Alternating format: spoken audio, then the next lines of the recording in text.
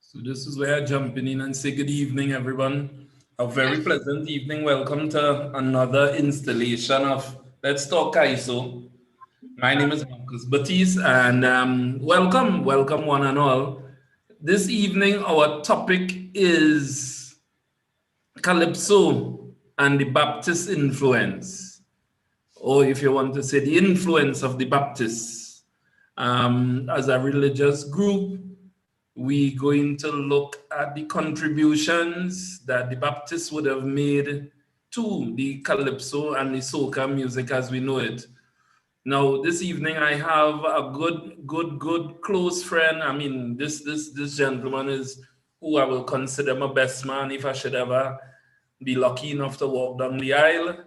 Um, he will be joining us, and he will be able to help shed some light. I mean, one, he is a Baptist, and two, and secondly, he when we did our masters in the um, what is again the Masters of Arts in Carnival Studies, he presented this topic as his thesis.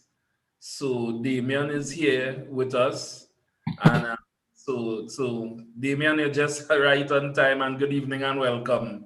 Good evening, everybody.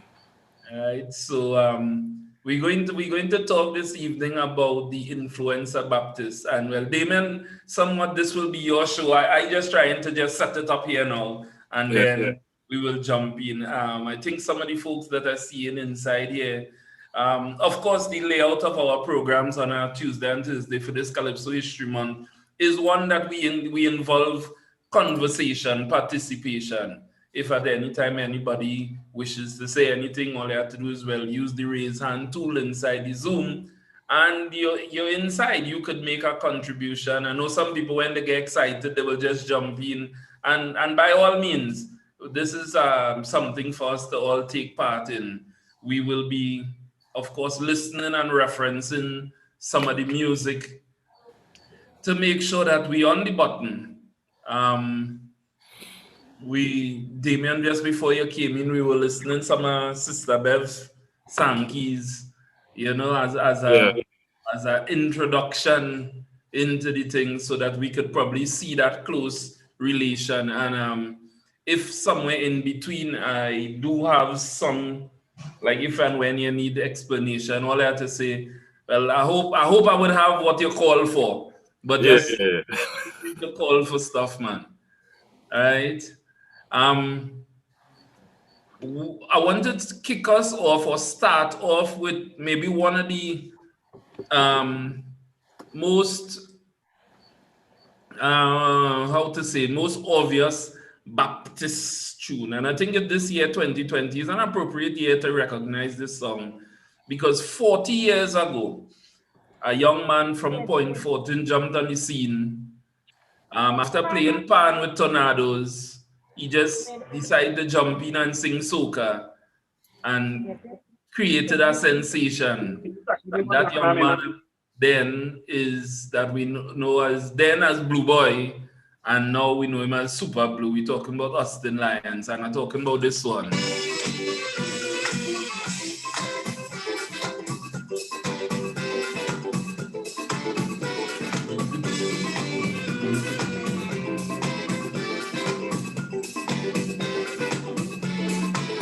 Listening to a prayer meeting, Baptist people preaching, with a leader in front of people shaking. So I tell my partner, why let we get closer? Because I tell myself I'm hearing soca. Though it was something to be special, to me it was more like bacchanal. Oh Lord, yeah, for the dancing, some jumping out of time. If you see that kiss of mankind, oh Lord, singing, whoa, whoa, like soca Baptist, whoa, like soca Baptist, whoa, like soca Baptist, whoa, whoa, like soca Baptist, whoa, like soca Baptist, whoa.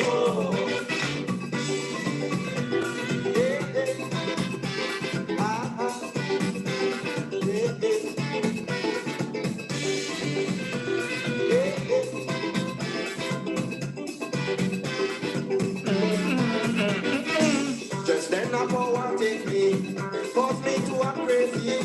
So they embrace my ancestors, roasting me. But I created problem. I start to fight with them. Don't the spirit in me, they have no mercy. When they see I really give it trouble, the preacher laid hands on his Bible. Oh Lord, yeah, for chapter 2, verse 4. Someone 66, which was on around Baptist. Oh Lord, singing, whoa, like Soca Baptist, like Soca Baptist, like Soca Baptist, whoa. Of course, a simple, nice refrain that had the people singing and enjoying so much that even despite the song being banned on radio and wasn't quite as still, ended up as the Road March in 1980.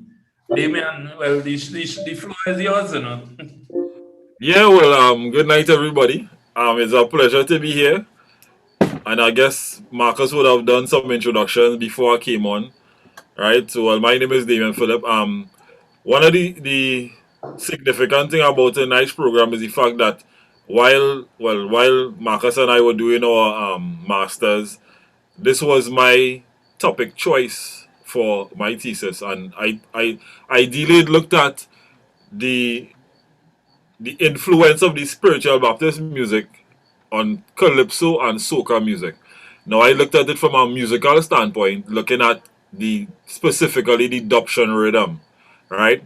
Now, adoption in for to the Baptist is a kind of vocal effect that is kind of is a rhythmic. You produce it from your throat. Some people say you bring it from deep inside, right? But it's something that when Baptists come together and the music starts to affect people, the adoption rhythm is something that becomes evident. Now, incidentally, this same song that Marcus has played there, Soca Baptist by Blue Boy, he was Blue Boy then, right, was a controversial song, right?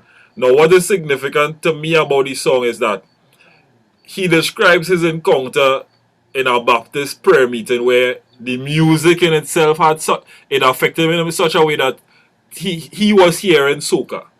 And when you listen to him outline, in the verse as he explains what goes on in the song, in the service, he himself becomes manifested and starts to behave in a manner similar to what the Baptist was performing. Now, the adoption rhythm, when I did my research, I found that the adoption rhythm, the elements of adoption rhythm, was inherent in calypso and soca. Now, looking at it from a musical standpoint again, is not something that is blatant and outright. But in the musical analysis, I realized that the adoption rhythm is either in the bass line, in the brass line, in the way how the singer sings the melodic line as well, right? So the adoption rhythm would exist somewhere inside of the music, right?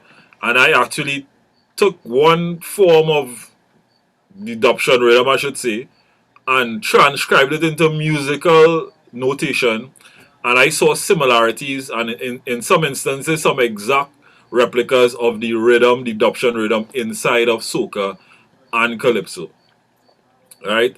Um, with the adoption rhythm itself, like for instance, if we were to produce the adoption rhythm, now let me just put this. I try to explain it in non-musical terms, right? So the adoption rhythm, somebody could produce it with their mouth, right? One person, right?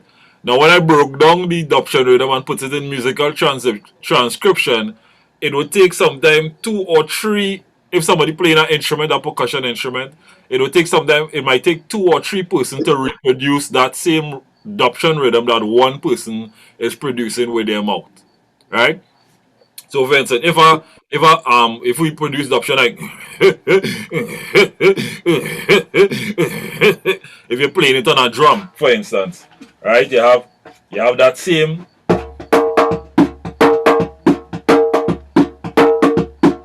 right? Or you could double up on it, right? And all of these different types of rhythm that the Baptists are able to produce with their mouth.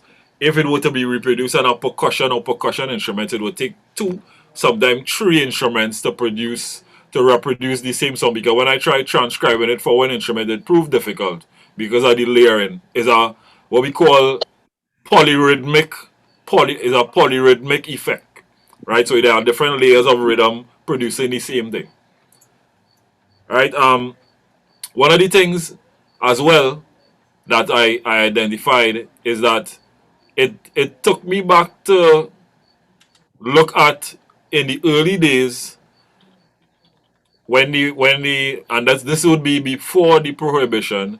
So we're looking at, let me say, 1920s, right? Around the 1920s, right? There seemed to be a relationship between Calypsonians and spiritual Baptists, right? So in those days, Calypsonians started singing about the Baptists. Now, what was kind of significant, or what jumped out at me, is the fact that in the 1920s there were it seemed, or it appeared, based on the lyrical content of some of the calypsos, right, that the Calypsonians lumped Shango, Orisha, spiritual Baptist, shouter, and they seem to refer to them to being one and the same, right? So, for instance, I don't know if Marcus have some of these tunes here. I want to call it out. Go ahead, send on this way. Yeah, which one you want to touch first? You could just tell me. So we're looking at there's you have the Lord Cobra Shango song. Let me see if I'm now pulling up that one. Right, so in these early days, this is from 1937. In the early days, the Calypsonians seem to refer to Shango. Well, they refer to Shango as Baptist, but Shango is not a religion, right? Shango is not a religion. That would be something that one of the rituals or one of the deities under the Orisha, right? So 1937, Lord Cobra Shango song. Yeah, look in this. Yeah, some of them. Now, Damian, you mentioned, and just for maybe a little bit of clarification, and if anybody else here, could also contribute as well. As I say, it's an open forum. The difference between spiritual Baptists and, I mean, let's say the unknown folk, we might talk about, as you now say, Shango is not a religion. So, but sometimes you say hear people talking about Shango Baptist. Shango Baptist. Yeah. So what would be the difference? Well, in terms of the, I guess, the operation now, Orishas do not believe in, like, okay, let me start with the fact that the Baptist is a Christian religion where they how I should put it, they have that Africanism element, but we also believe in God. So we have those African rhythms and the retentions from those days, and also we believe in God. The Orishas, they don't believe in that that Trinity. They believe they would have their different deities that would represent different elements of nature, I should say. Right? So that is ideally the different, and they would have different rituals and things that they would have for certain things. Right? It's different and apart from the spiritual Baptist. Okay, nice. And I'm looking for some of the music here that you had sent me. I'm not seeming to find the If you get if you have I didn't know I was dancing Shango by Lord Beginner. Yeah, even that one too. Right, so in the meantime, while Marcus looking for that, yeah, so I was saying, so in these early days, the Calypsonians and the spiritual Baptists had a sort of relationship. Now, even though the religion and some of the practices of the religion were frowned upon, and I guess subsequently it was banned. And in my opinion, this is in my opinion, right? Mine might not be correct, but in my opinion, to me, in those days, the Calypsonians to me helped to popularize the Baptist faith because of the fact that they sang about the Baptists. Now they were they were making money because when they sang they would make money, but they were ridiculing the practices of the spiritual Baptists. Now at the same time, even though these spiritual Baptists were deemed illegal, or whatever the case might be, right? The people of the religion didn't stop practicing or didn't stop worshiping. They still met wherever, whether it be in the forest, they still met in secret, and they still had their services and so on, right? So, in my opinion, to me, I think in those days, because of the fact that the Baptists would have gone underground per se, the fact that Calypsonians started recording and singing, and I mean, in some cases, they were singing some of the blatantly, some of the choruses, some of the songs that the spiritual Baptists would sing. We inside, Marcus? And that first set of the early sets, I ain't getting any of those. Not even on YouTube. I see it. All right. Well, you move on. You'll probably get it eventually. Yeah.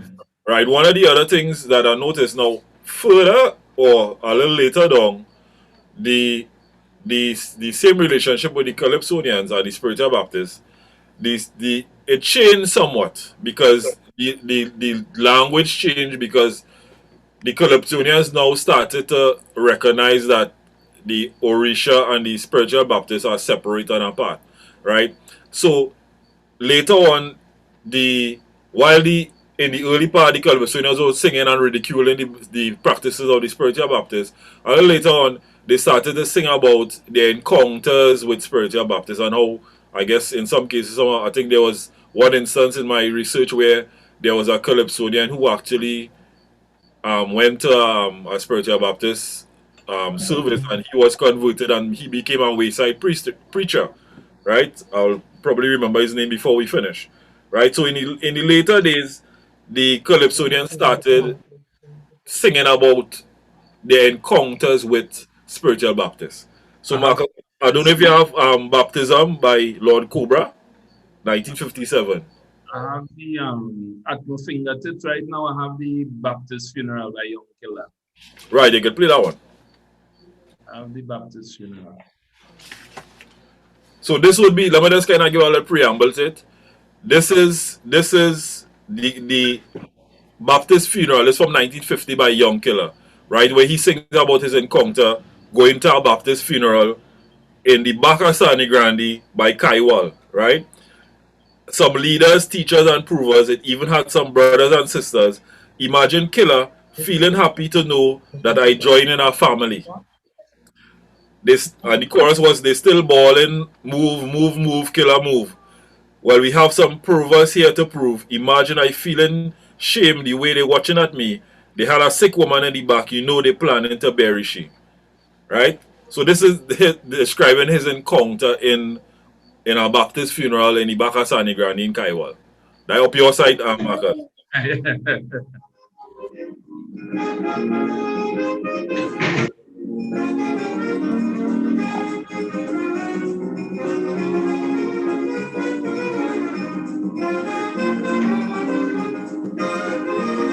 had a Baptist funeral in the Bakasani Gandhi by Kaiwal. They had a Baptist funeral in the Bakasani Gandhi by Kaiwal. So many leaders, teachers, and troopers. It even had some brothers and sisters. Imagine Killer feeling happy to know that they're joining a family. They still balling, move, move, move. Killer move. Well, we have some troopers here to prove. Imagine I feeling pain the way they watching at me. They had a sick woman. Could I just question something? Planning to bury me. What was that called? Yes. Oh my God, it's 8:45.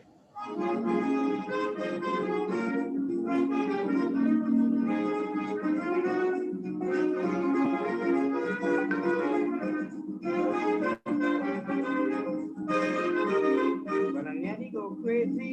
The colors are killer bagodi. Some in red and white, some in green and blue.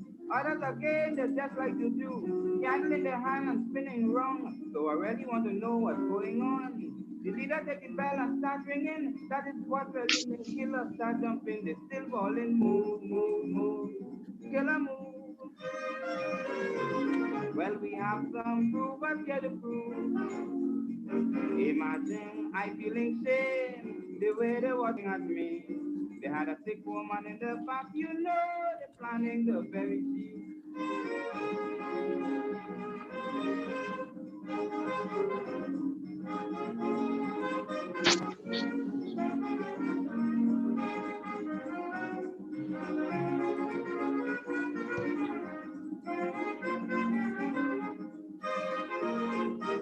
What happened then? A cop shot this woman in there. Okay. From the coffin, I heard a shout and a voice saying to take me out. So then I rushed up a little closer, thinking it was Dracula. But exactly at 5:30, the old woman ball out, look, she's still alive. She's still falling, move, move, move. Killer move. Well, we have some proof, but get the proof. Imagine I feeling shame the way they watching at me. They had a sick woman in the back, you know they're planning to bury she.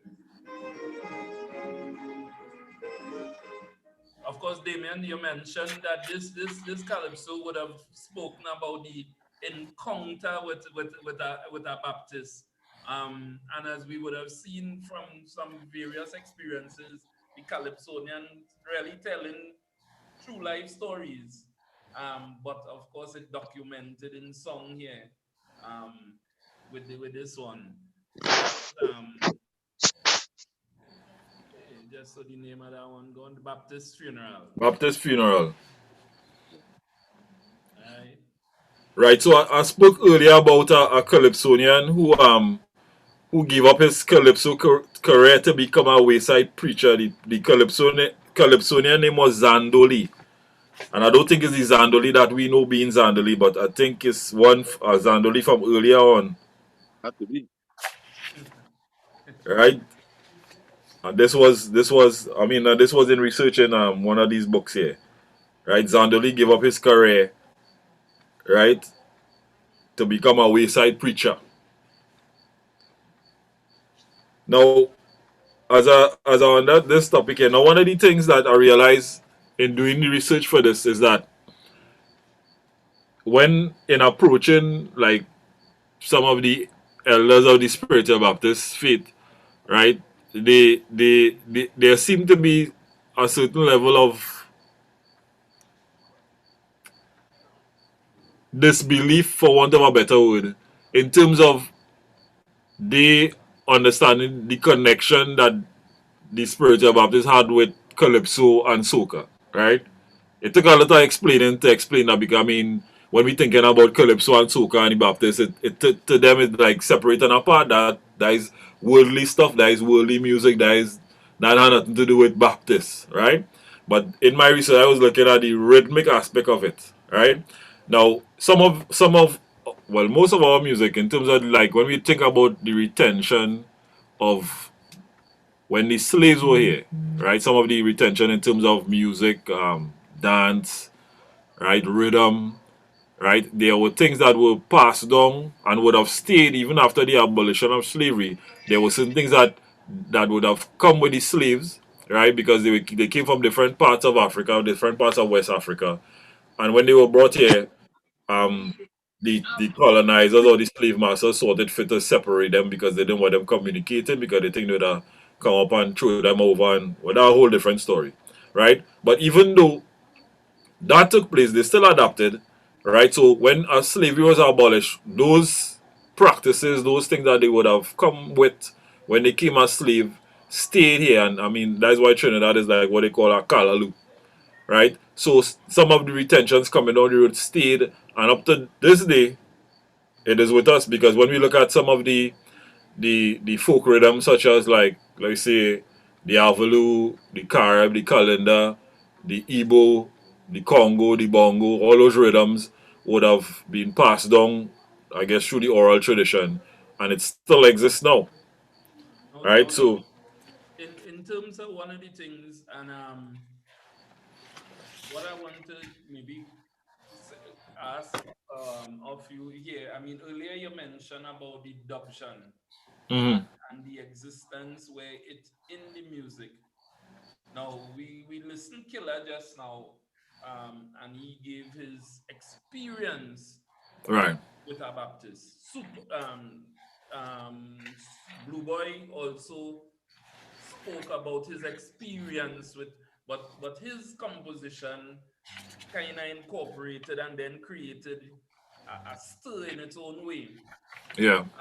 Just as we're looking at songs, one of the songs that I think, and I know we would have spoken about this, um, even a more recent song, Crocro's Baptist Better. And I think Crocro borrowed or touched on the rhythm a little bit, right? Yeah, he has in that song he has his blatant adoption. There's no denying it, right? This is not hidden. It nothing. It just. I mean, and when you play it, I guess everybody will hear if you Yeah, never heard it before. just to maybe focus a little bit on adoption because the music there and it around us all the time. Yeah, But for us to maybe look at and see and maybe even discuss if the influence was a good influence or a bad influence. Um, but even before we jump to the Crocro, Super Blue came in 1980, but then by 1986, um, um, my brain ain't working tonight. David Rudder would have yeah, come and give us Bahia Gill. right. All right. And I think that was one of the songs um, that made a small change in that 80s era. And why I say the change in the 80s, in the era, and maybe people decide, well, all right, if he could come and win everything because he won Young Kings that year, he won Calypso Monarch that year, he won Road March that year.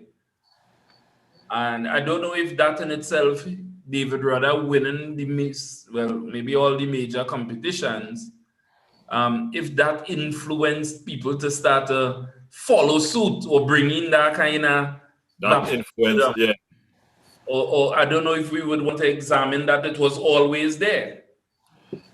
possible that I mean it to me it exists now. As I say, the music, the adoption rhythm, and I mean in my study I just look at five songs, five soca, five calypso, and I identified the adoption rhythm or that adoption rhythm pattern in whether it be in the bass line, whether it be blatant, whether it be in the brass line, whether it be the way they're singing it exists. It existed.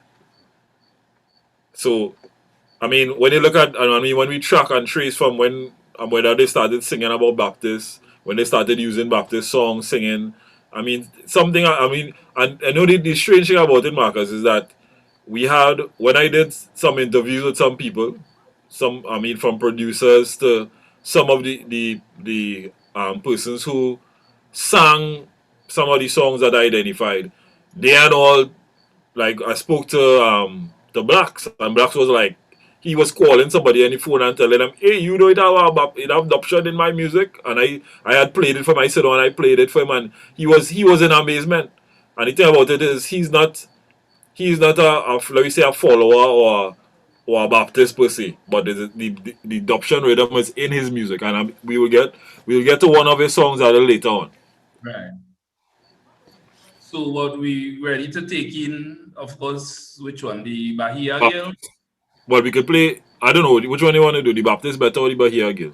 You could do the Bahia and then because I believe Crow might have referenced David in his song. Right. Yes, yes, in truth. Yeah.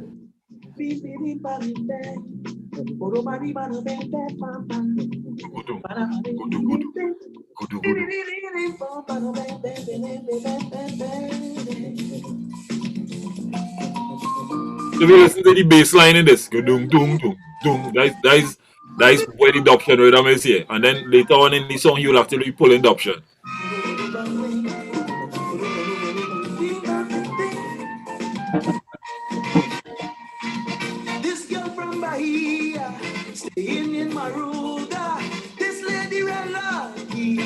bounce up with sweet meat. As a man with a plan, well, I really didn't waste no time. I'll make up my mind tonight. This Brazilian is mine. As the music played, Lord, she started to sing to the soca beat. She put a samba swing. Ding, ding, ding, ding, ding, ding. Bim, bim, bim, baby, bam, bam. Bim, bam, bam, bim, bim, bim, bim, bim, baby, bam, bam. Bim, bam, bim, bim, bim, bim, bim, bim, bim, bim, baby. Bim, bim, bim, baby. Bim, bim, bim, baby, bam, bam. Bim, bam, bim, bim, bam,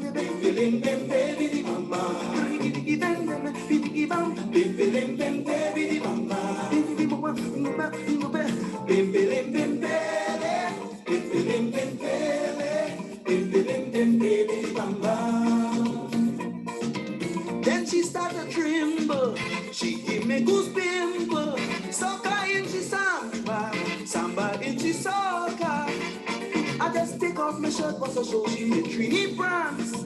The woman just put on a smile as she danced the she samba dance. She had made heaven, she had your boy in hell. What that woman do to me, I just couldn't tell. All I know is she ring me bell with this.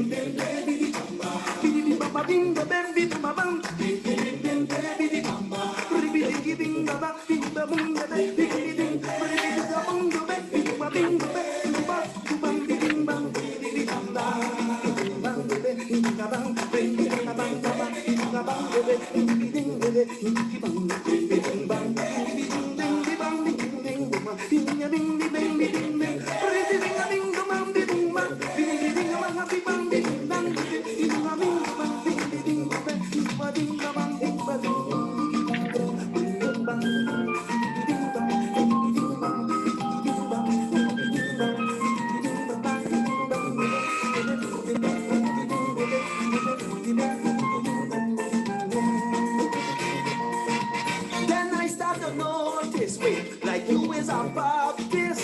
She said, darling, no, no, my darling is not so. You see, Trinidad and Brazil, we have the same vibration. Ilay, she make me to understand. Then the three people take it to the street. From Sando to Pala to Play, chanting to the beat. The whole of town singing, bim, bim, bim, baby, bam, bam. Happy bim, bim, bam, bim, bam, bam. Bim, bim, bim, baby, bam, bam. Happy bim, bam, bim, bam, bam. Bim, bim, bim, baby. And that's the David Rudder that we all familiar with. And the thing with similar to the Soca Baptists, I mean, and I guess this is the shout, the adoption piece that you're talking about, right? Yeah, he did it earlier on as well, but as the song starts to play, when you listen to there's a kind of drum, sound like a congas inside of there that is playing the adoption rhythm. Tu, kudu kudu, kudu kudu, kudu kudu, kudu kudu.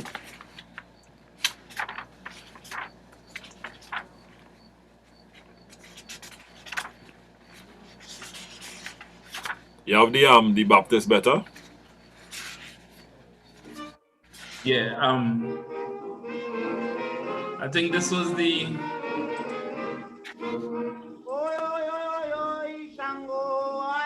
Is the Lord Beginner or Lord Cobra? yeah.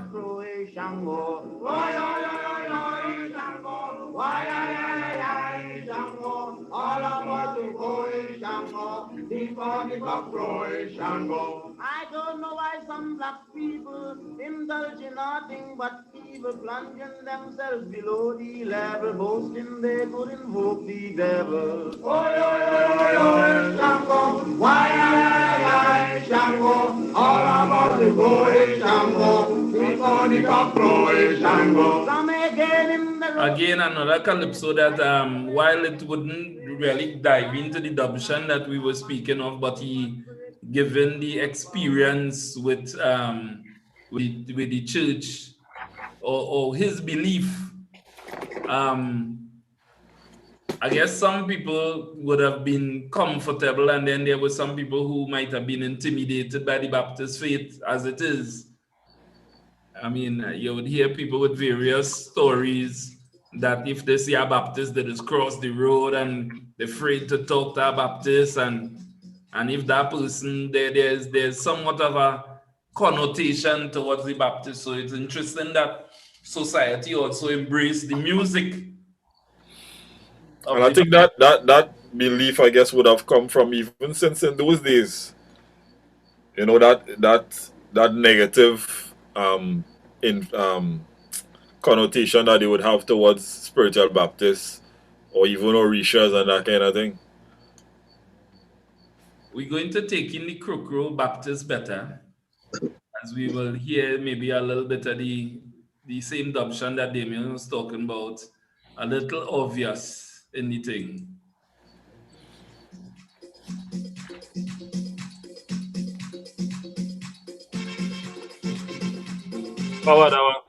So in this one, the brass line is adoption there.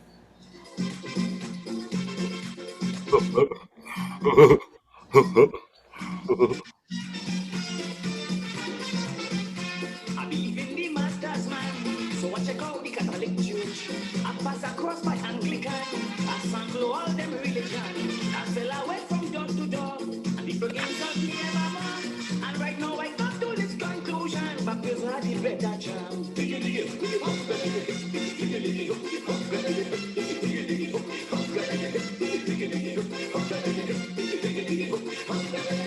Coco always be on the run, and anytime woman on the morning ground, believe me, it's all for ground.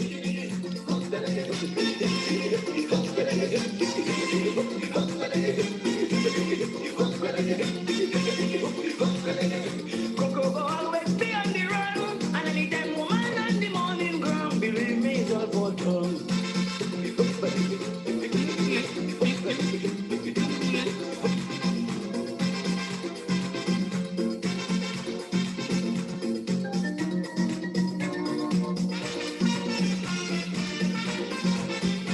Jimmy Swagger and Jim Baker, them boy really upset me, sir. After that, I had to have guts to sit and watch Oral Roberts. And recently young in Cuba, and he left me an old boy a free brother. So I stay with Baptist and I reproach a woman love me in the church.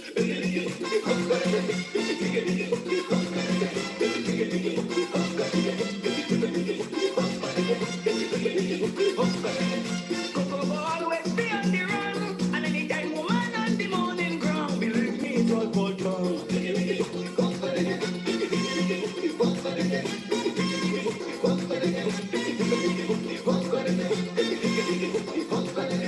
Coco always be on the run, and anytime woman on the morning ground, believe me, it's all for tongue.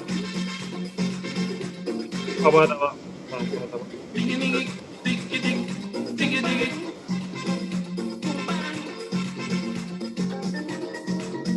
All right, so the name of that one is Baptist Better. Of course, Krokro in his own style, given a comparative view of I guess the different religions. But I mean, he jamming with the music. But I think in this one, Marcus, I think as I think I had mentioned it before, this would have come after Bahia Gill and after David Rudder would have won some titles. And I Right, think he was alluding to the fact that singing that the Baptist better. Once you have that in the music, you're bound to win. Or something along that lines he was alluding to. right. Yeah, he have a line in that, and of course, I don't know from we have folks inside. I don't know if at this time, if we could, anybody have anything to. Again, this forum is not one to just sit down and take in a full lecture, but people would is something for all of us to participate. I don't know if anybody want to throw in anything here. If Marcus want to join in yourself, Of course, well, let me first commend the brother that is Damien. Yes, yeah, yes. Yeah, it's always interesting to me, particularly when young people make a study out for themselves, African history and thing, right? However, I just beg to have a little concern with respect to the rhythms as religious as you say. To my mind, and that's like I subjected to correction, these rhythms were innate to African people. So they weren't necessarily the sort of Shango rhythm or Baptist rhythm. They were innate because they came from diverse parts of Africa and bringing with it our music. And so quite naturally, whenever you're going to religious functions, the expressions of that music that you come with will find its way into the situation. And hence the reason why I want to feel that it's been too much Baptist rhythm or Shango rhythm as the case may be. What I'm saying is innately with the African people and based on their culture, that's what music really is. I just want to make that point here. Hope you understand what I'm trying to say though. All right, so your leaning is that the music came first and the religion came after. Definitely. I definitely the music, Instead you of see it before being the religion and then the music. once we understand religion, anyhow you find man, he would have been religious.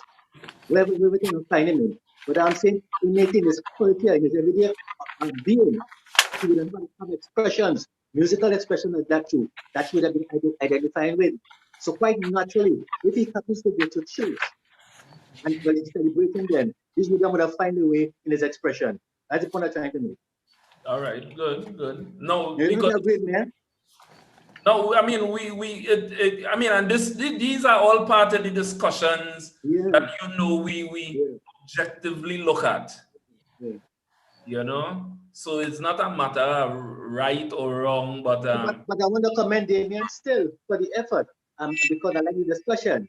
And Yeah. also, I want to approach him with respect to question of Calypso and Soca. Where I say Calypso as against Calypso because I'm going back more historically than you. But let me say Calypso like you and Soca. To my mind, there is no division. All What right. we have now is a hybrid music and then plus called in soca. Soca as we know it has always been embodied in Kaiso. It has always been. If you go right back, you'll see that. You understand? What we have is a hybrid thing that these people can identify with. So they call it soca.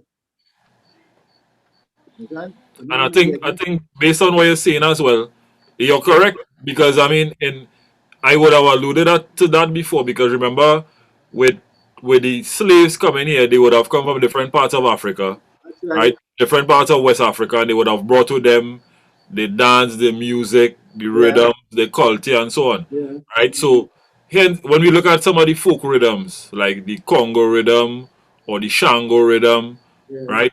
The Yavalu, the Carib, and so on. So all these are rhythms that would have, to me, would have represented where the yeah. country that it came from. And I mean, it Just still like our, exists. yes, just like our clothing store. Long Yeah, time a piece of fabric, you could have identified where this person come from based on the fabric, that they wear. yeah. Yeah. So I want to commend you, Damien. It's such a nice topic, man. Beautiful. Thanks. Yeah. You know, and Marcus, as we on this point here, I remember also in my research, I did a reading with an anthropologist by the name of John Blacking, and something that is significant what he spoke about, right? Now he saw music and musicality as a genetic construct, meaning that he did a study of some people in Africa called the Venda tribe or something like that, right? And he found that they were able to play elaborate rhythms on some finger pianos, right? Mm-hmm. And this is without having any knowledge of music or rhythm or whatever, right? And he was saying that these people that they are able to produce these elaborate rhythm without having the musical knowledge. So he came with the conclusion that musicality for any person, whether it be rhythmically, melodically, or harmonically, is a genetic construct. So he's saying that everybody is musically talented. So like Definitely. for instance, when you go and you do music lessons, you're just waking up something that is already there, That's right? right. And you also allude to the fact if you're listening to music, let me say you listen to music, right? You're listening to that song that somebody that you never hear before, right? Melodic line, whatever. If the instrument or the singer or something sings a wrong note, it affects you in a particular way, even though you don't know the song. Yeah. right? So he is saying that musicality is a genetic construct, right? So it's only when they go and they do music lessons and they start to learn an instrument, they're just waking up something that is already there. Right. And that's the point I was making initially. And Yeah. that is not to contradict what you're saying, but hoping No. to add substance to what you're saying. That's precisely the point I was trying to make. Yeah.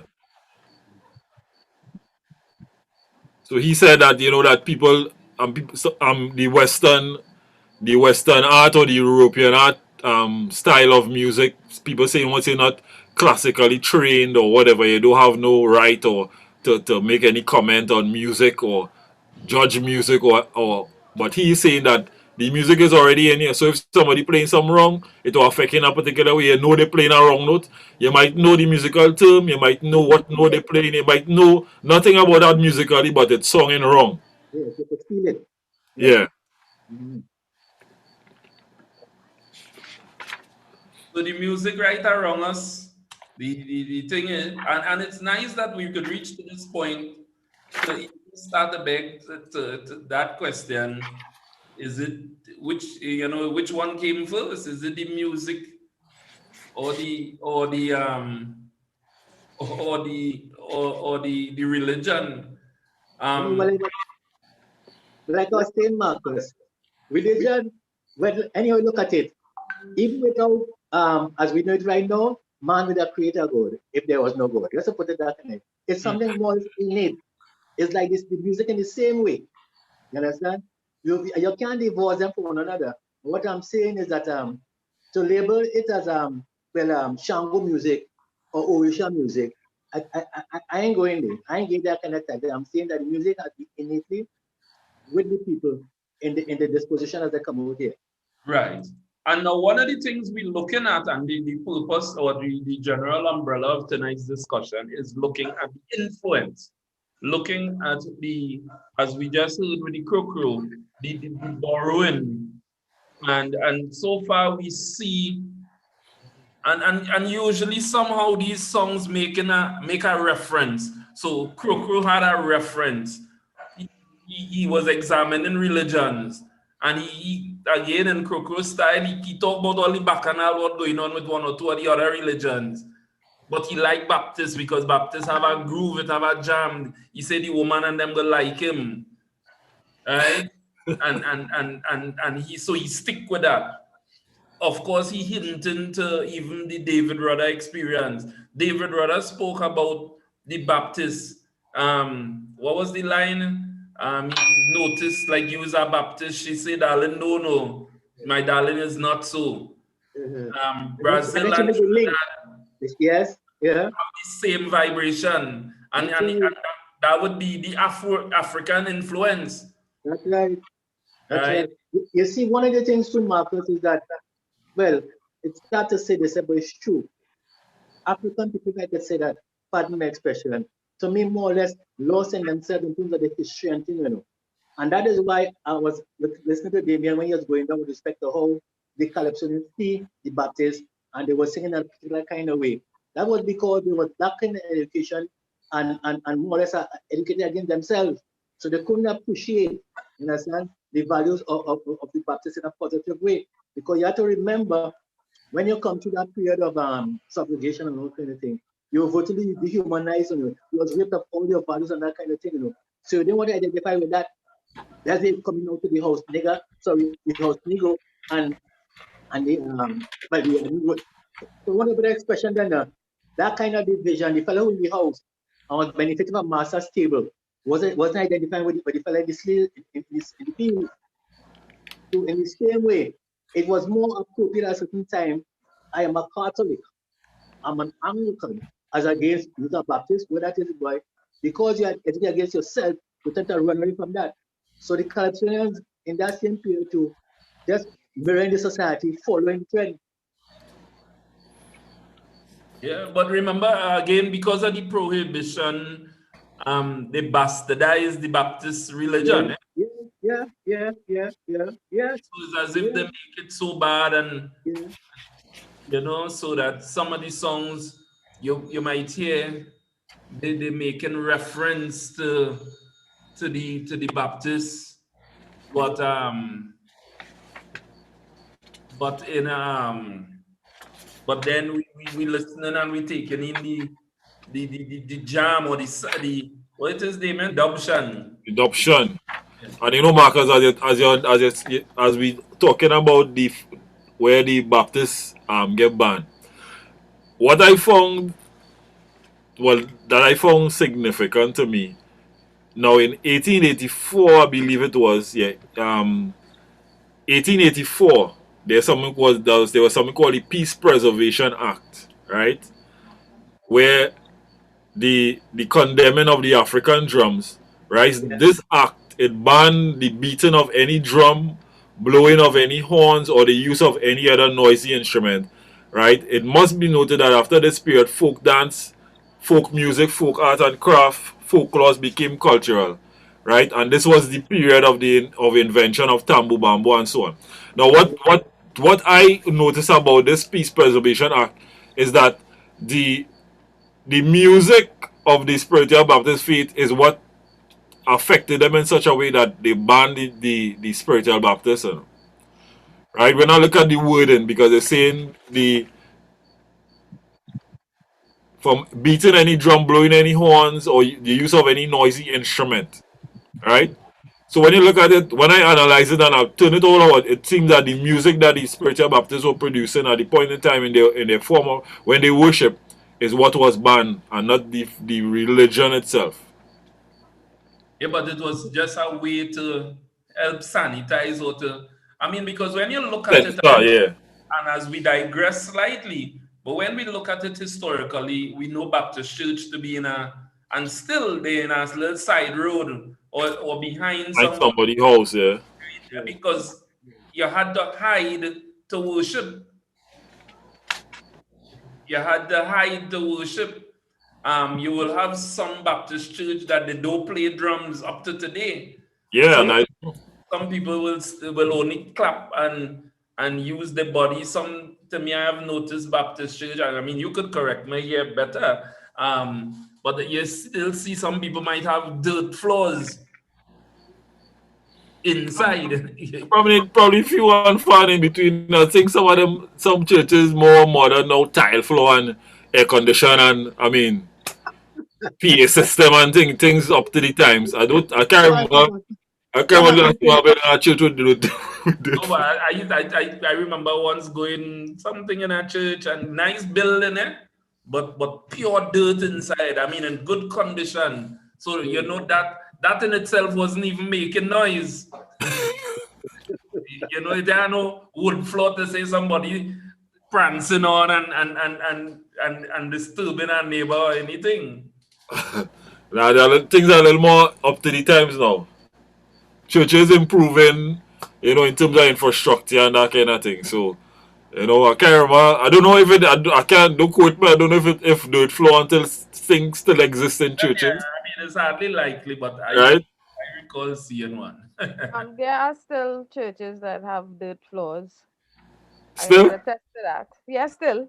All And right. there are some who, I know a couple who they leave a portion of the church with the dirt. They put tiles and they have the chairs and things for regular service, especially those churches that are dual. They are spiritual Baptists, but they just keep feast. You understand? Yeah. So they are part of the church that properly tile and carpet lay straight across the floor. But part of the church is dirt. So that when time comes now for the giving of the ebo, they move the carpet so that the energies have dirt to dance on when they manifest. Still, there are quite a few. In particularly I know for sure in South there are a few. And one of the oldest shrines in one of the older shrines, she has her shrine there over 45 years now. And that's by Mother Vera in Sandy Grande. Still Lipe. She still Lipe is that floor for herself. She still does. Still holding on to that old time tradition kind of. It's yeah, not about because you old know time why? tradition, Because really, Damien. Sorry, Uh huh. I had to cut in there. It's not about old time tradition. It is the religion, it is their belief. You must touch the earth, right? Right. right, I am not a Baptist, but I have been to feasts and festivals and that kind of thing. There must be some dirt in some part of the church where the vibrations and the spirit can rise from the earth, right? So it is not an old time tradition, but it's part of their religion, right? That So is very true. That is very true. Not meaning to cut you. I hope you will finish. yes, I Um, will.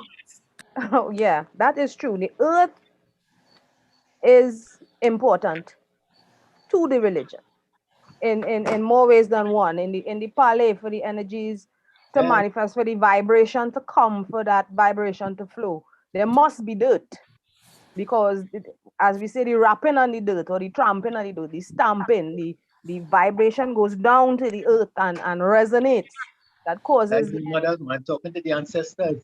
that causes the energy now to That's it. come and the manifestation comes. If we look at it from the spiritual Baptist perspective, this earth is still important because you had to go on the moon. And when you go to moon, you lay on the earth. You're not laying on a concrete floor. You're going on dirt and you're lying down because that connection with the earth brings again a vibration that causes your spirit to connect with the energies that gives you wings to travel. You could take your spirit to take flight. You understand? But again, and to tie it back into the point we started making is that based on that Prohibition Act and even that act in 1884, which would have been on the heels or just after that the Camberley riot era, it was a way to sanitize the society, to tame us or to take it away. And once we start to understand that this is where our music and our activities and our culture stems from, Right. we'll see um, we will see where sometimes what has become tradition and you could justify for other purposes came out of those experience. You see, but what has happened, Marcus, too, is that the older heads passed on with that value information, the question of traditions and things. So when younger people come into the play now, another thing that is missing now, that whole question of the earth and things like integral part of the ancestors, talking to the ancestors, the water and all these kind of various things they would have. That right now, some of the religions don't really care about that. The older folks and they will still hold on to it. Like I saw the person Marsha talking about it is an elderly lady. You understand? I saw she might be over 70 around it. So she hold on to tradition still. Yeah, for sure. For sure you have that. Yeah.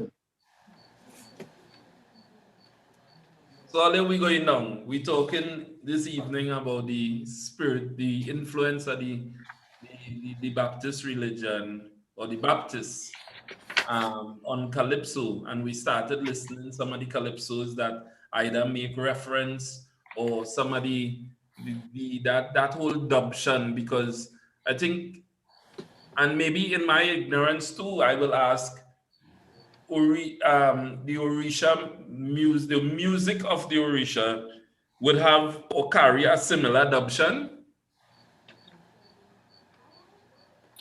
Well, Anybody could say? yeah, I'm not too sure about that one. Marshall, you could say? It depends on where it come from too, you know. Because Repeat that question for me, Marcus.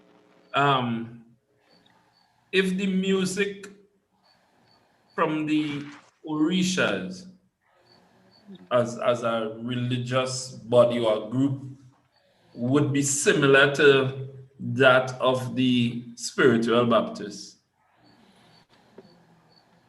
You would find similarities, yes, in the base. If we're thinking about it from a musical perspective, from in the base, I'm gonna say that when I say musical perspective, I mean like chord sheet, you know. But if you're looking at drum patterns and so on, it is different. because in the Orisha faith, each energy has a different hand that is played. So Shango have a particular way that the drum is played for him, Ogun a particular way for him, and so on. But the intricacies of the beats inside, deep inside the music, you would find slight similarities. And because I use a lot of Orisha rhythms in my music very subtly. And That's a conscious effort on your part. conscious.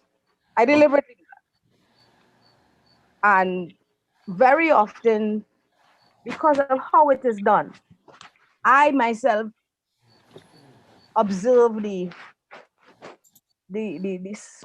slight similarities of the Baptist rhythms as well. For example, you would find Dobshan in Apali is not foreign to that. You would find that in Apali. It comes because that's an African thing. Right.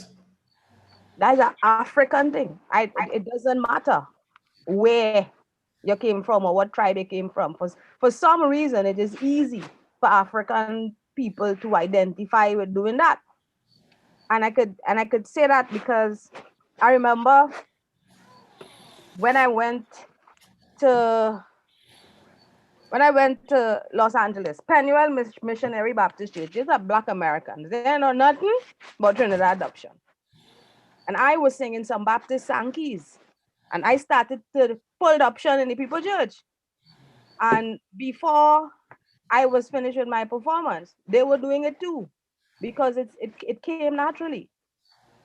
Because it all boils down to that rhythm. Which goes back to the point Damien made about the anthropologist, right? His observation, the music is in it, and it's in us. Exactly. So Our question, there are many differences, but there are a lot of similarities. our question for Marsha, in terms of the like with the Orisha drumming and that kind of thing. I know you said that I know there's a particular hand have to play for the different deities, right? Yeah. Is like is it also a different drum that plays? Cause I know you have like the omele and Yes, the there are different drums. You would find more in the Spiritual Baptist Church at Jimmy. You would Right. find all right. more at Jimmy. But Yeah. in the Orisha Palace, then you get a wider variety of drums. Yeah. And you have the little drum the guys play with the stick. You have With the the stick, yeah. yeah. And then you have And you have the talking drum and all of that. exactly. And then Right. recently, the batter drum has become a little more dominant as well in Orisha function.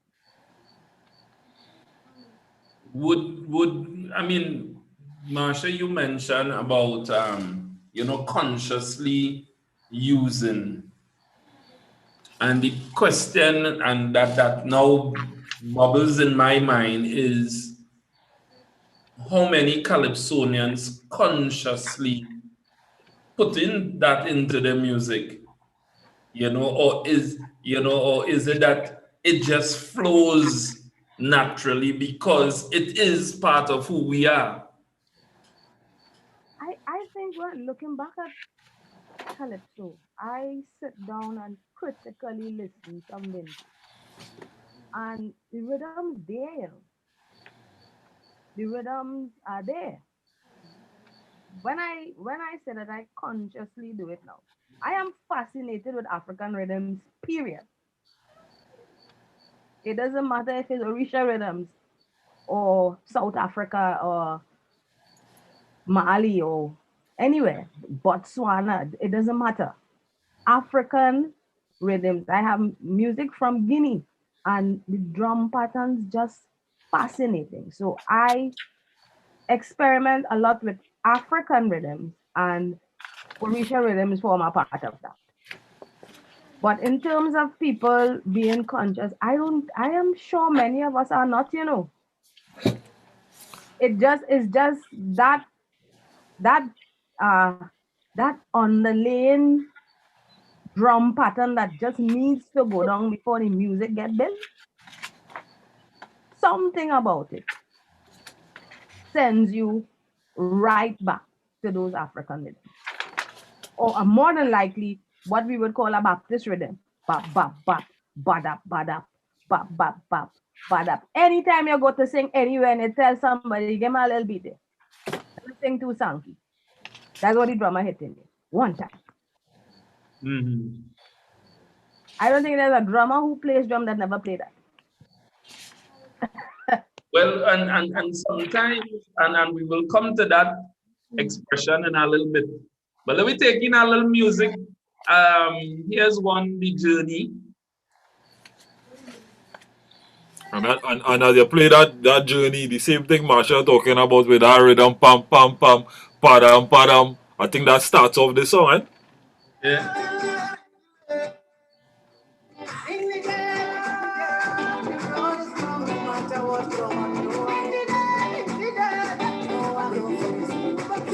Padam padam.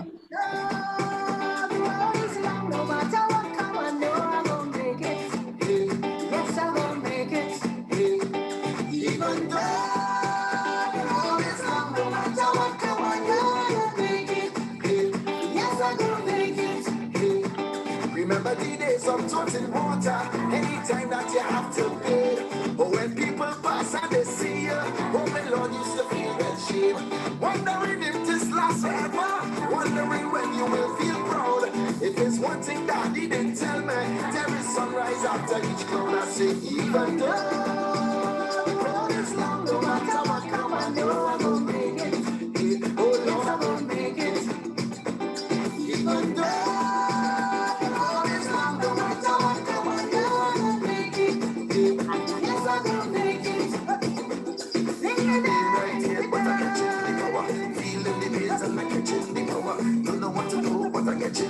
it's a storytell feeling, but I catching the power. Jumping on the road, but I catching the power. On the ground and I catching the power. When the music hit me, I catching the power. Even though, in your people try to fight you, all how they won't bring you down. Behind your back, they trying to spite you, smiling with you life is a clown. Yes, you know that people back talk you.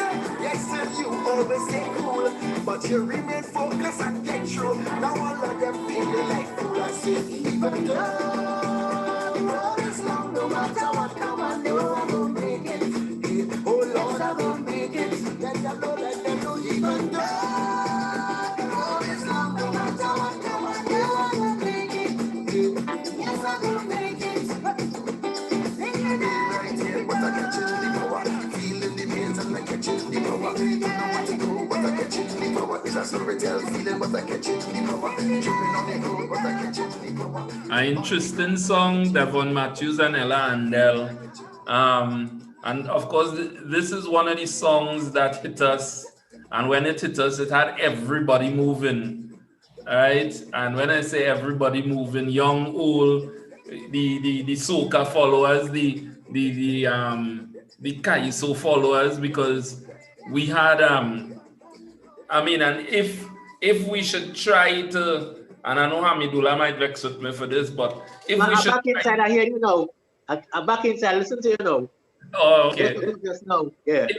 If we should try to define this song, you know, and I see in Mr. T here, Mr. T, this is a soca or a calypso. Yeah.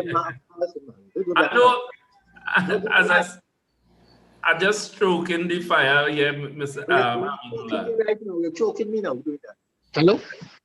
Yeah, Mr. T. You hear me? Yeah, Is that soca or is that calypso? yeah. As a DJ, As a DJ?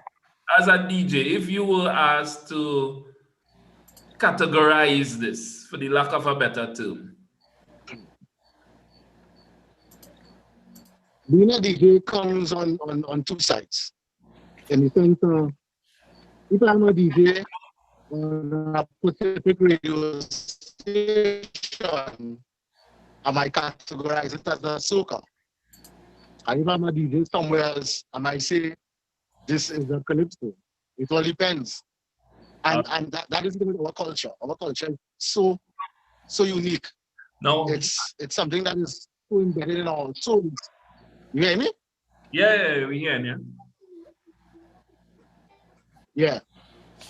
And that is the thing with Calypso and Soca on a whole.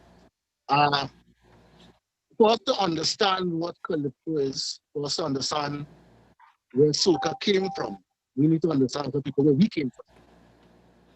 Because remember, at the end of the day, Calypso was born out of us trying to communicate with each other and trying to be happy and festive, even though we were oppressed people. So at the end of the day, plenty of the influences into our culture, into our music, came from a certain place, for want of a better word. And because it came from this far off place, we need to understand that it's a psychological something more than just a rhythm. Because I could play something for you now, and all right, hold on.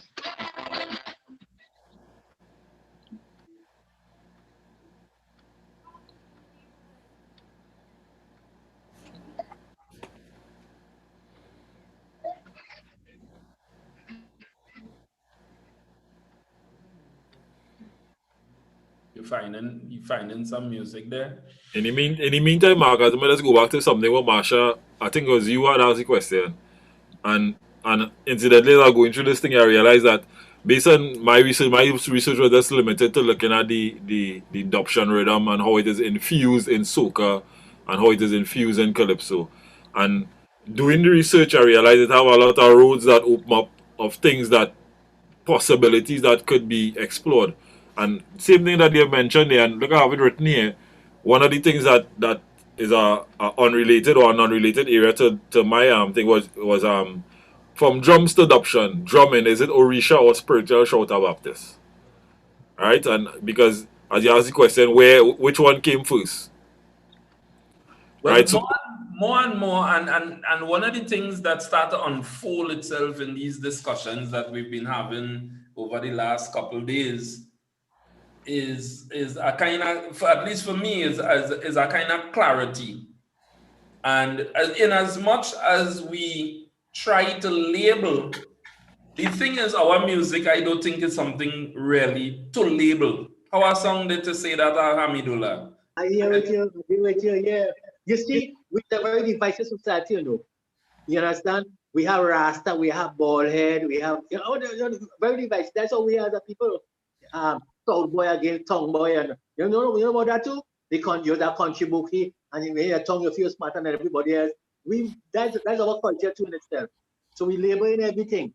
You understand? But when I'm waiting on Mr. T to hear you come away because I want to tell him, one of Nelson only a song. Hurry, man, hurry. This is the album. I want to ask him what that is. Remember the album by Nelson? Yeah. Yeah. But that was soca? Okay, so. And when that came out, they have to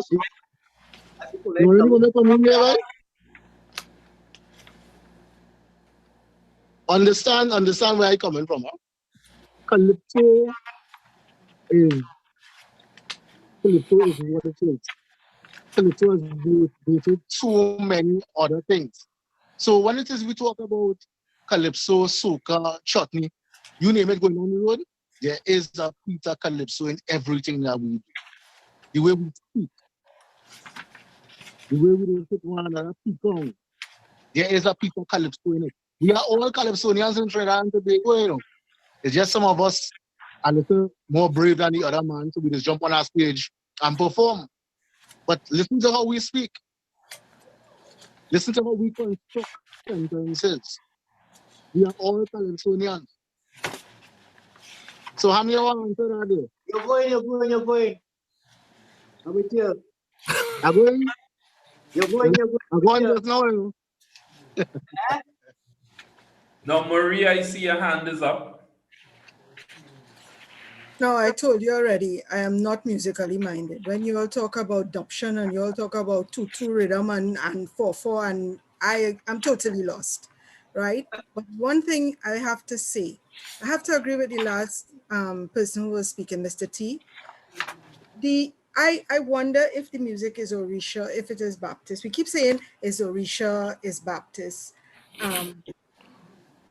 But when you, that song that we just played, right, by Ella Andel and Devon. yes, when you go to the parties, when you go to the fete, you actually see people who are dancing. They've never been in a palais. They've never been in a Baptist church. They've never been in any kind of Baptist ceremony or anything. But the kind of dance they put into the music, you wonder if it is built into their brain, into their psyche. What is it that makes somebody hear for the first time a rhythm that you say is Baptist, you say is Orisha, you say is African, but they hear that rhythm and they automatically go into adoption mode. That's the best way I could say it. You see them raising, I had to put on my thing for this one. You see them actually moving, and they have the, it is just there. They dance to the music in a way that you would find in a Baptist church, Shango Palais, wherever. But I'm not sure that the music is African, if it is Orisha, if it is Baptist, or whatever it is, it's embedded in us. That's And just how I see it. I'm not going to just that is exactly what it is, because we are all ancestors of somebody that came here, and certain things that they would have done unconsciously, it has been passed on to us. And because it has been passed on to us, it means that automatically, as forget about DJ presenter, forget about that. We're talking about as a Trinidadian. You one time, your foot start to move, your body just start to tremble, because at the end of the day, this is me, this is who I am. But until we reach that point where it is, we can understand that, yes, there are Baptist influences, yes, there are Orisha influences, but until we can understand that we as a people influence everything that takes place, musically, historically, we will be lost. And this is a conversation that we will be having 10, 15, 20 years down the road. You can understand what I'm saying? Now, something Marsha hinted to, and it leads me to want to suggest that instead of even trying to define a religion per se, but it is now the African influence. And this would be the experience that Marsha that you spoke about, where you and then the church experience you had in US, So here it is, once we are African, or once we have roots there, is that the music will move us no matter where. I too had a similar experience in the US, in DC, looking for a club. Always, when you're outside, you're always looking for somewhere to go. And I looking for a club, and we pass a club playing music, man. And just as Super Blue say, I hear soca. Now, when I reach in the club, everybody dancing so. You know how we as Trinbagonians just move with we waist? Jamaicans, to me, just move with their legs and their hands. Bajans just move the waist back and forward. But Trinidadians just rotate the waist, right? I reach in this club and everybody shoulder. I talk about, if you see sexy shoulder landing, and only to realize after, now again, I was vibing the music. It was an Ethiopian club that I ended up in. Right? It was an Ethiopian club. And again, that shoulder, I mean, who had the most shoulder movement? It was the sexy one in the club. The sexiness was in your shoulder, not in your waist. And And that was an eye opener for me. And you know, you're talking this year, and you know, long I remember this story, but again, the Africanness of it, I was drawn. I talking about I just walking on the pavement somewhere in Northeast DC, and I hear soca. I say, well, right, let me go in there. We go, we had drinks. I just always end up in the wrong club. Yes, and Damien, we just end up in the wrong. But it's a vibration, you know. The music That's right. brings that. The music brings a vibration, so and that is one of that's one of the things that moves you with our music. That African influence brings a particular vibration Rhythm. and it hits you deep Yeah. When somewhere in your spirit, and it brings me now to what I can't remember your name, but the lady who spoke before you, Marcus, who just turned on the video, Yeah, Marie. Marie, right? It brings me to what Marie was saying, in that people who someone, I mean, I know someone, she not baptized in the Baptist faith, she don't go to the Baptist faith, she's not a Baptist, but the moment drums begin to play, Yeah. she gotta run for cover because something happened. She said, oh gosh, from the time I hear the drums, my hair start walking and my paws raising and something happened. She run from my songs. that same thing happens to my aunt. She cannot hear African drum. She just goes off completely. She has to move away from it. Now, Marcus was giving a story of going into the wrong club. And I'll give you a club story as well. But this club story happened in Nigeria. And we were in Nigeria and we went to a club. It was my first experience in Nigeria. And we're sitting in the club and they started dance. And I looked at my husband and I said, that whining different from ours completely. They move in a way that is alien to our waistline. But it was something to, I was just staring because I was like, I can't do that. I could whine, but I can't do that. So you're in the club and you're sitting down and I say, well, I can't stand up and dance because I'll embarrass myself, because it's nothing at all like what we do, right? So maybe we've taken the music and it's hybridized and we've come up with something that moves the whole world. And I don't know, but when we were there that first year and they were thoroughly enthused with our soca. But what they were doing with the soca is not what we were doing with it, right? No, I'm serious. They were doing something totally different from what we just do with it. And I'm like, oh, They were okay. mashing up with soca. Huh? They were mashing up with soca. They love it and they're mashing it up, but they're mashing it up different. Like they wearing shoes to mash it up, right? They mash it up real different. But, as I said, I think our music, we've taken the music.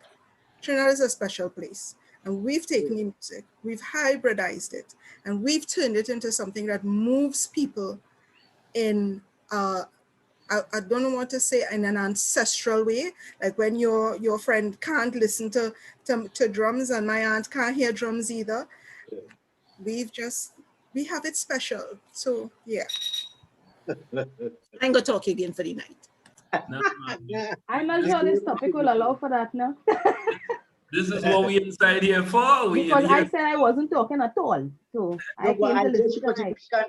And Marcus, I'm going to provoke you for you to talk again. I'm going to provoke you for you to talk again. There's a track making the rounds throughout the world right now. But what's it? Jerusalem or some kind of thing. So, Right. and when that's playing, once you're inside it, that's like who next play? The Jerusalem track now, the one who playing all over the place, a big song throughout the world right now. Yeah. Yes. And the dance, you have to fall in line with the dance. The music does that to you. Like the African electric slide. Yes. Yeah, right. Now, it's interesting that we should reach on the continent to discuss this, and if we should tie it back to Calypso history. In 19, I don't know if I could get my history correct. 1964, Kitchener sang a song, The Birth of Ghana, right? And that song was to celebrate Ghana's independence. I will play it here in a little bit. And then Ghana was so moved and they were so impressed with Kitchener. They listened and they kind of copied in their own way and they created a music called High Life. Right? So, and I could say this because I heard a piece of music by an American / Ghanaian artist. And I say, but same way again, to use Super Blue Line or to use Blue Boy Line, I hear in soca. Now, this was world music, if you want to call it that. But I hear in soca only to realize when you backtrack, what he was singing a hybrid of, he was influenced by the high life music. When you look at it, high life was influenced by our Calypso. So it make the full circle and come around. But again, it's African so that we recognize it no matter where it is. You know, when we look at samba and all that those music are the same thing. Did I say 64? Nah, that was the 6th of March 1957 or 56. That would have been.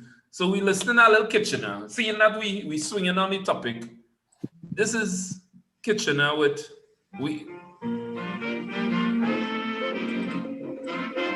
end up a little off course. Damien, we'll bring it back just now, eh?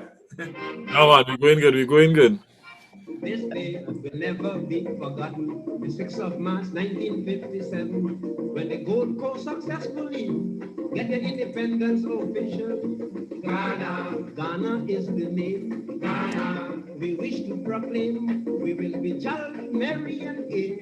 The 6th of March, Independence Day.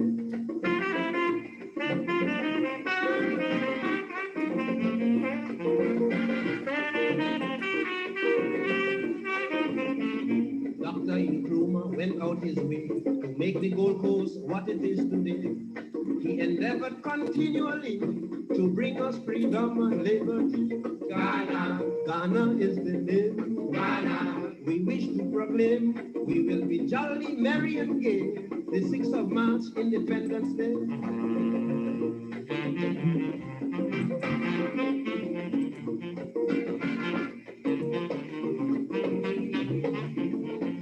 The doctor began as agitator, then he became popular leader.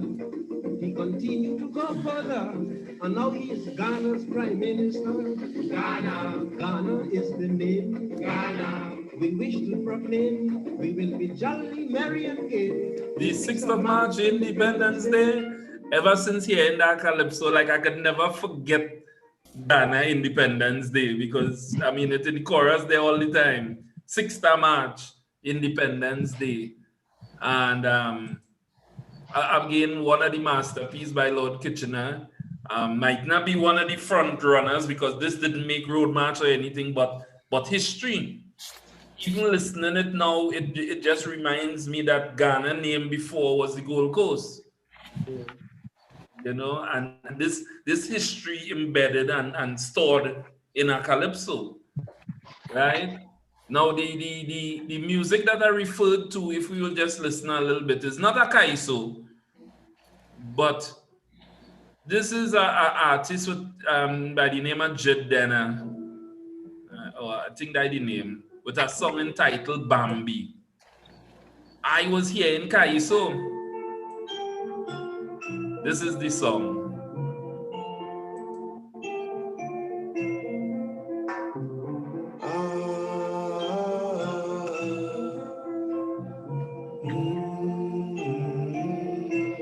Bambi, Bambi,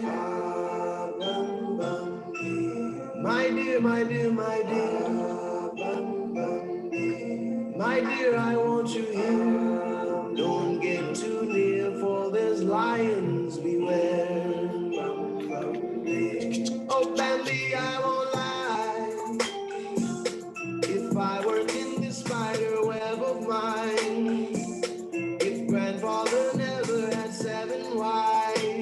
right? I ain't gonna play the whole thing because this is a Calypso program, right? but when from the time you started listening to music to me, that started to me it felt like, wait now, this is a piece of vintage Calypso here, man. You know? And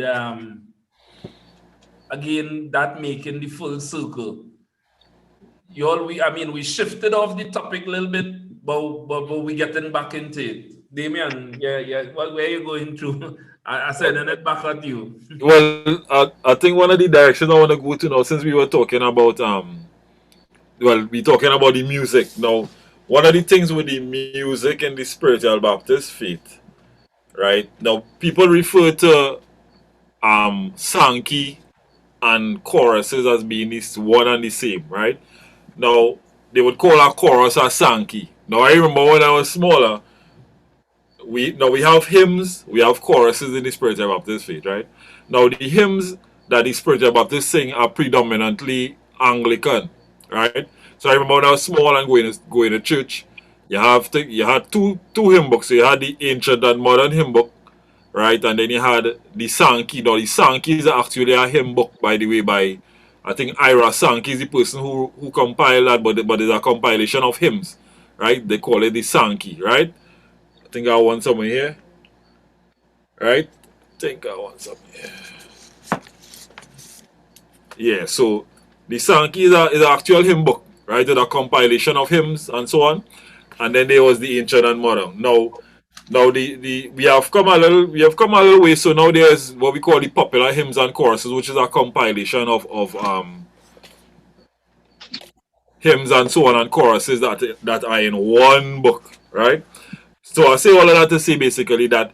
So I was talking about the choruses. Now the choruses or people refer to as the Sankey is something that is now is there's a I like to call it a kind of natural reharmonization that will take place, right? So as we to give you an example, as we was listening to David Rudder with the Bahia Girl, right?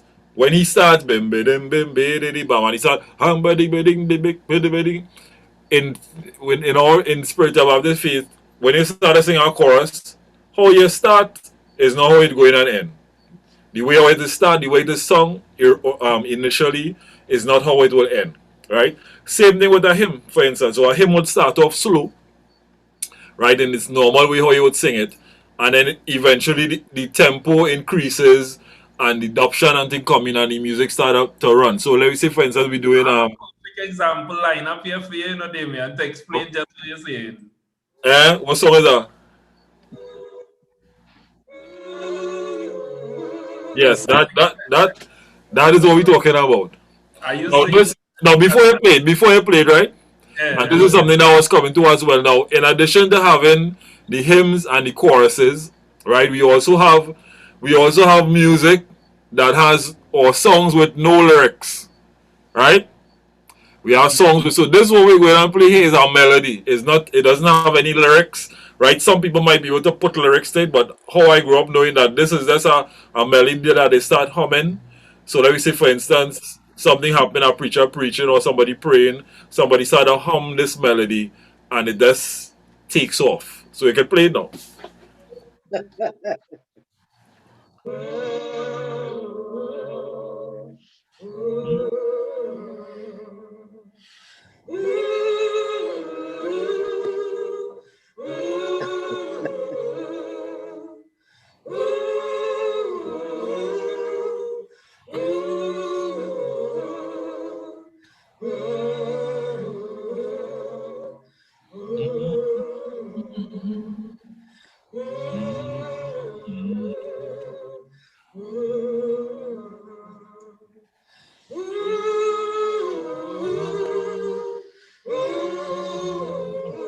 Repetition easy.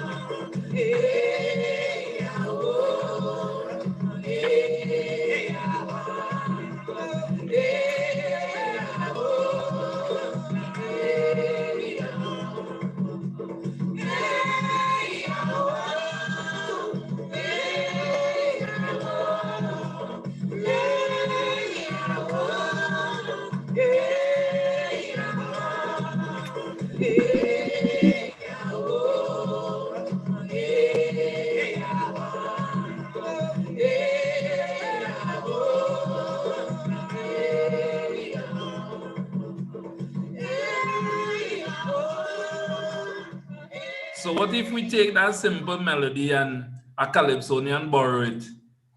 Like, Yeah, well, I mean that happened, but I mean it's a sweet melody. It does repeats, but as it repeats, it does keep building and building, and you see people start to add all these little nuances inside of it. So as you hear the tempo start there, somebody started to say ah bam bam bam, and it's other these little nuances they add inside of the music. And I mean that is I mean the basis like spiritual Baptist music that is how it goes down. And I mean similarly to even when somebody is praying, right? It's a musical event as well. So like you say somebody praying, they need to pray. And when you hear somebody pray, it's like this person, you feel this person have a direct link with God. Right? So like they say, and now mind you, they might take a hymn or they might take a verse in the Bible and use that probably as um the opening statement for want of a better term. So like you say they start to pray, they will start to sing they will start to say, Father, I stretch my hands to thee. Now, with this, now the congregation will chime in with harmonies on the last word. So, Father, I stretch my hands to thee. No other help I know. If thou wilt withdraw thyself from me, whither shall I go? Now, this is a hymn, right? In the hymn book. Um, yeah, Father, I stretch my hands to thee. No other help I know. If thou withdraw thyself from me, whither shall I go? And they are singing, they are adding this, they are praying musically, right? But this is not the melody of the hymn. This is a different melody, but it sounds sweet. And when you hear the congregation chiming in, and you hear the harmonies just bouncing around, you feeling like, hey, I go and get you when I go and pray to God here tonight or today. So that music, the spiritual Baptist music is something else, right? And I mean, over the years, and I don't know if you found the one with the Calypso with when we I just talk about borrowing melodies from the spiritual Baptist. oh, The one by I think is hold on, let me get it here.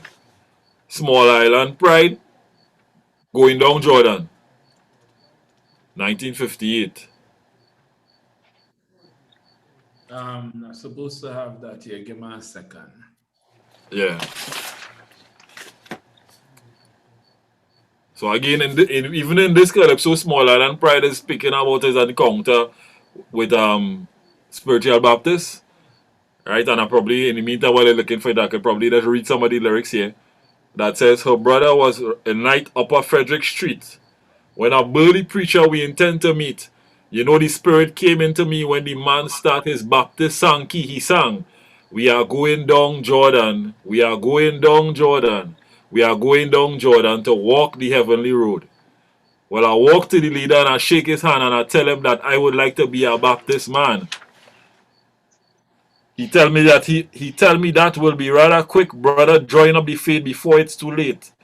Then he took me home upon that very night, gave me a candle with 3 different lights, singing, I've got a sword in my hand, and it has some option in it there. Help me. I'm going to use it now. I got a sword in my hand. Brother, help me to use it well. You get? Yeah. No, I'm not seeing nothing. No. But to me, I have this thing here, you know. The advantage and disadvantage of technology. Because if I'm not mistaken, I might have been the one to give you that. You're going down, Jordan. Yeah. I hear the music, but I think he sang it exactly how they would have sung it. We are going down Jordan, we are going down Jordan, we are going down Jordan to walk the heavenly road. yeah, and they're coming and I even seen it on YouTube. The Liverpool has a group of calypso, well, Sankeys that he sings. Maybe you could play that if you can find it, because in that he sang a lot of the old Sankeys. He said, you know, his parents sang that, and so you could probably look for Liverpool. I don't know the exact name of the song. Yeah, that's song my parents sang is the name of it. is a 23-minute medley. And as we're talking about it, Marcus, I know get a reminder you can try and remember the name of the book. Because this book I have here covered over. Right, the Sankey, right? The name of the book, the actual name of the Sankey is Sacred Songs and Solos is the name of the book. 1200 Hymns by Ira D. Sankey. I know we can't probably see, but the name of the book is Sacred Songs and Solos. That we call the Sankey.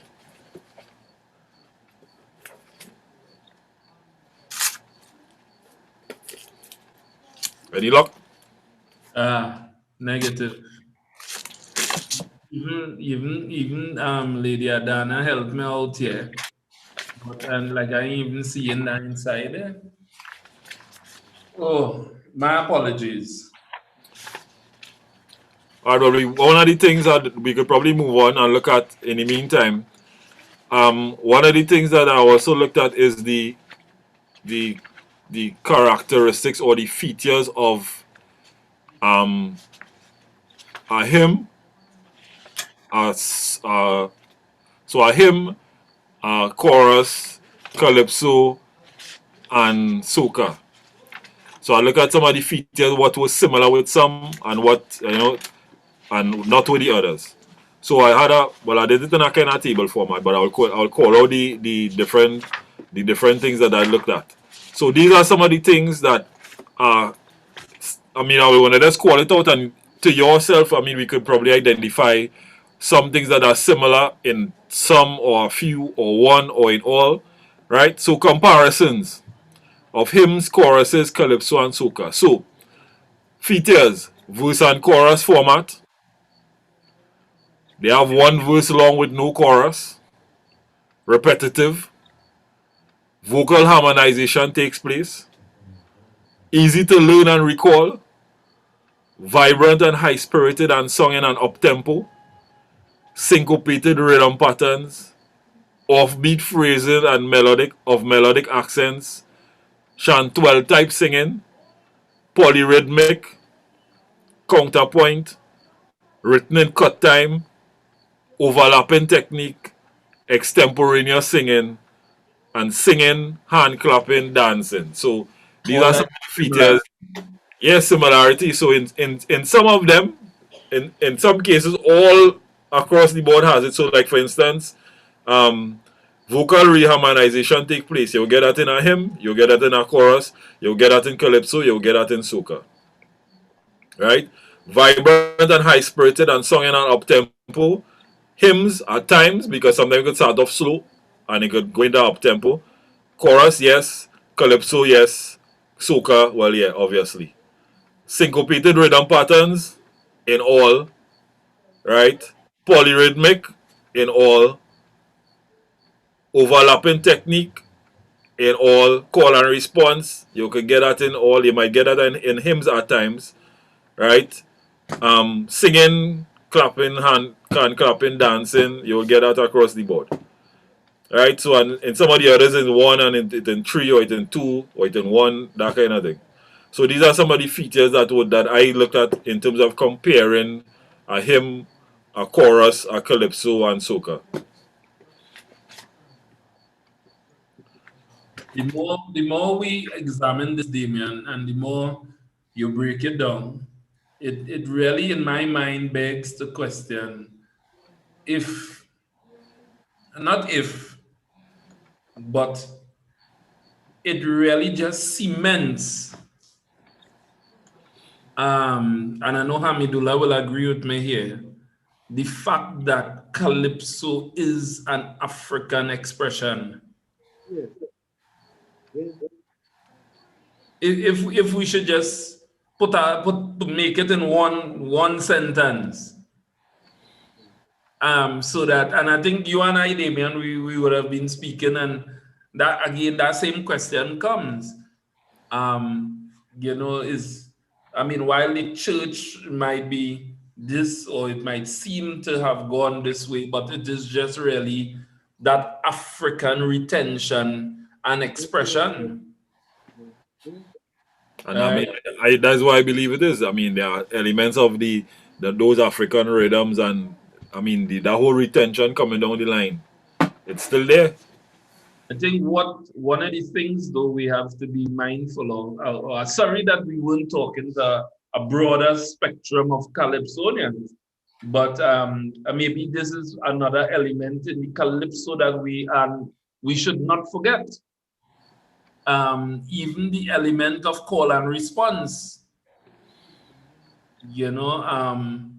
because as we would identify in some of the older Calypsos, or that it happens in various ways. Not just older, but you have modern day Calypsos doing it too. But that element of call and response, mention about easy retention for your public participation. But that was commonplace in the dialect. That call and response and easy Sure, to repeat. that kind of chant well singing. Yeah. Yeah. Right. And that is something that is inherent in some of the choruses in the spiritual Baptist. So that there was one circulating recently. I can't remember, but let me say you have a simple chorus like this. Tell me where you find Jesus, and you have the response Calvary below. Tell me where you find Jesus, Calvary below, and it would just go on. So you have that call and response, and most of the choruses in spiritual Baptist has that kind of chantwell singing, where you have somebody giving the call and the congregation responds. You see, and it's out of that the Calypso evolved, out of that same expression you're talking about it, the Calypso came into his own. Yes, sir?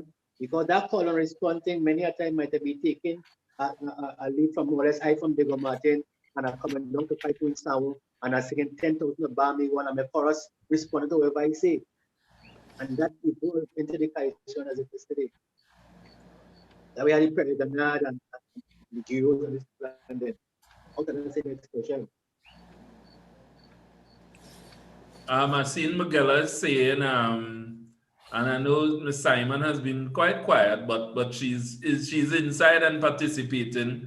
That the music has a number of elements that cannot be refuted or refuted, right? That cannot be refuted. Ms. Simon, it will be nice if you just spawn your mic and jump in at any point in time. Eh? You're welcome to do so. Yes, man, this is our discussion. Now, we talk about the music, we talk about call and response. Again, we're mixing up the music. Damien, I have some music lined up here. Masters of Mass. Let's see if we find some of the elements inside this that you just spoke about. This is blacks. This is soca.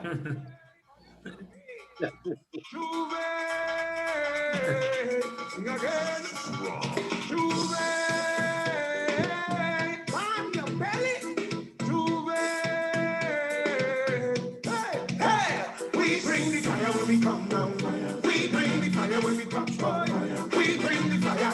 So we come out to play, chant and misbehave. We bring the fire when we come down. We bring the fire when we touch down. We bring the fire. So we come out to play, chant and misbehave. How are you give them, not give them, not give them.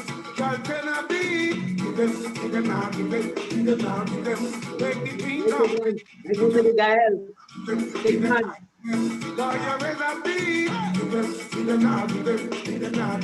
Watch out, the things come free. Move out of the way. We come here to match up the place. If I land after the job, anything I'll be doing with it. On the bed, yeah, we carrying on. And we spit fire. You can't want to pray, hold master, then you break louder. The room is all day, the door is no way. There's noise that is sitting on the island We bring the fire when we come down. We bring the fire when we come down. We bring the fire. We keep hearing that rhythm inside there, right? Yeah. So you're feeling the adoption inside of that, and I mean, most of the elements I spoke about here, that kind of call and response, and as I think it's Hamidullah indicated, that kind of guile, kind of battle, kind of feeling, that kind of battle song. It's interesting as we take apart all these elements, we see in that the songs that really carry that adoption and or that is deep rooted in this with this level of Africanness, this somehow end up being a popular song too, or is a song that could move the people in a particular way. While all the music is, but somehow like I'm noticing, I remember when the same Blacks came out and we do I do Juve blowing fire and thing, come down with a jab band and this song make you blow fire like you never blow fire before. You know? Any other song you're just blowing a little 3-foot of fire. And I remember this song when you blow this all kind of 8-foot of fire, you feel like a dragon in tongue. Because it's 8-foot of fire you're blowing out your mouth. You know? And let me say good evening and welcome to Michelle. Michelle, I know you don't like the recognition thing, but I just thought I would take the opportunity to mention your name. And Michelle, I using this forum to even say congratulations, and I like what I see you doing with your program. Yes, You know, Michelle. Sorry I couldn't look at it tonight, but I was prepping for this thing here with Marcus. so, but folks, you could also check out every Thursday. What's the name of it? Conversations in Calypso. Michelle, you can type it if you want to say it. Yeah, you like them school children, and then when you call in the name and they answer, you can tell them move from behind the computer. All right here, Marcus. Good afternoon. Conversations in Calypso with Michelle Henry. Right. On Tuesday, 8 to 9. Right. So Michelle, you can get another day, girl. Marcus will by you. I understand you. So well, what happened, Hamidullah? The thing is, we now getting we footing. And so it's not really a class. She running 8 to 9, I running 9 to 12. Oh, 8 to 9 years? Is it 8 Yes. to 9 years? Great mind think alike. It may seem to surprise you, but when I was talking to Marcus about what I was doing, he was talking to me about what he wanted to do. So don't think this, I ain't trying to think of it this way. I'm giving you a smooth transition into the 9 o'clock session. Yeah. You know what? Who knows? And we have people we could line up from 6 to 7 and a 7 to 8 too if you want it. So it have plenty conversation that could happen that who knows? Next thing after the Calypso History Month, the whole Thursday evening could end up one Calypso talking to the next, You know? I do 2 for the season already, 2. And if I go, I Michelle in the 3. Yeah. And it's nice to know that we could be talking and different people talking. I personally know this is not competition, or I'm not seeing it as this one doing and this one thieving, because there's so much to talk about. There's so much to say. Well, Marcus, what I am happy for is that, and I want to sound like an old and thing, but you young people getting involved in the art from that level, I really want to commend you, because you see, too often, especially in the Calypso and soca thing, people inside it and know a sense of history and thing, What you're doing is provoking that sense and bringing more conscious to people and doing. You understand? So I want to commend Michelle, you, and my brother, Darian. Damian. Yes, thank you very, very much. You have the old man working over time. I start to Lego and tell you Damian file. You're going to know his name for sure now, Hey, listen to me now. No, the way you take off there, you see a hand with care. You know, I approach him with care because I can just he was a work man. Yeah, man. And Damien well, I don't know if you're familiar with the Calypsonian Hamidullah, but Hamidullah is one of the Calypsonians who has a rich background and history, not only in Calypso, but the whole I don't know, Marcus. I don't know if you remember me, but let me remind them where I meet him in person already. You know, Eh, Hamidullah grandson going tranquil, Yeah, right? yeah. Well, I meet you already. I was his dean. I used to All be right. his dean, and he came in at some point in time. Some trouble he was given. Yeah, yeah, yeah. God, nobody finds Damien. So I don't know if you remember. I don't know. All right. I'm gonna take that. I don't know if you remember me now. but yeah, but Damien is also the music teacher at Tranquil Secondary, All right. right? Now, what I'm talking about now, you see, you listen to me. You know, the other day they had a story where a young man playing for the West Indies. Just a bit to make my point. And he walking with one of the senior former bards and thing at the game. And the fella asked him about, you know, I'm Clyde Walker. And he asked him, who is that? Who is he? And it's the same name, Calypso. You there with me? Yeah. So we're glad when you have younger people getting involved to the extent where you could now tell who is Kitchener, who is Sparrow, what they have done, and how, well, like, I would want to say that a lot of people who in win Monarch and things do just miss them because there's education right now, we're like outside of the competition, I know Kaisu, but that's not true. You understand? And if you win no crown, nobody care about you and nobody you. You understand? So I'm happy that you are going to be involved in the to the extent, but you will bring the education to the fore, so we have a better group of people going forward. We spoke earlier, to bring it back a little bit on topic, we spoke earlier about, and Marie mentioned it, that people sometimes from the time the music starts, you will start to see the movement and the gesticulation and that motion. There's a video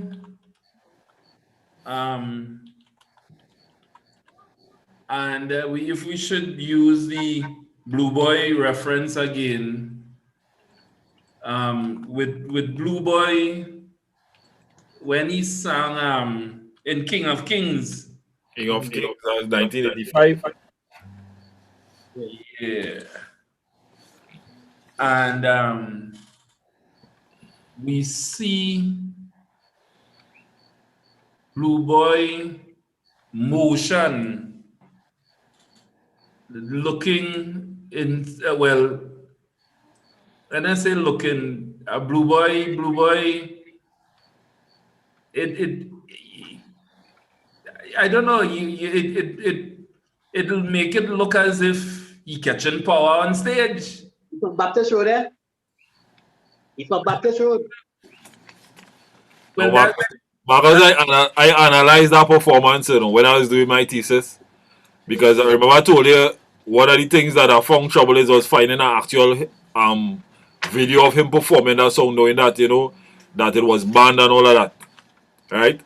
And when you look at what he does, right, in terms of if we related it to the spiritual Baptist, when he comes onto the stage, right? Now there's a certain point in time he look like he catch power entry because he almost run off the stage and he drifted to one side and he running to the mic where the backup singer is, and like he catch himself when he come back. Right? But if you look at the direction that he's moving in on the stage, right?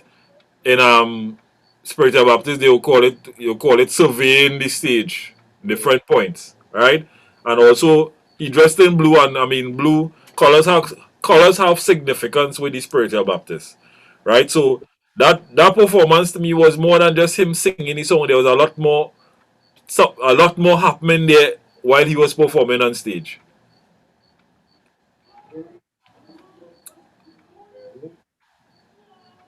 Let's see if we could examine.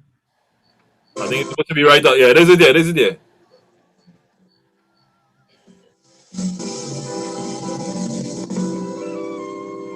Rollins, boy, roll. I'm talking about the blue. And from the onset,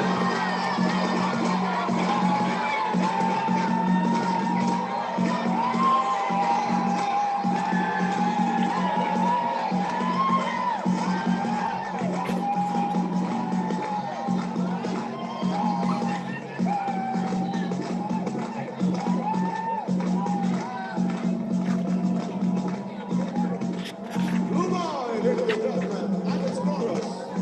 Blue boy.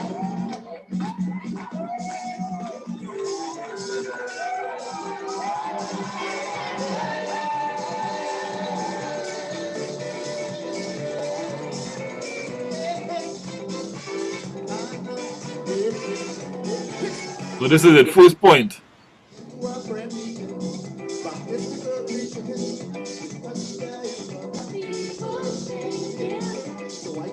Second point.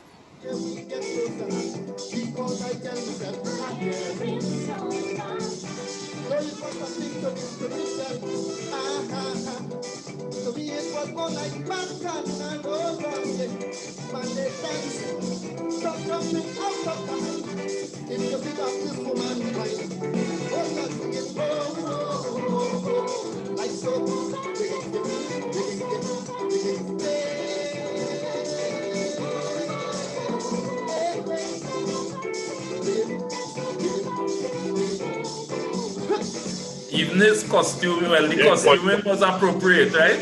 Yeah, the robe.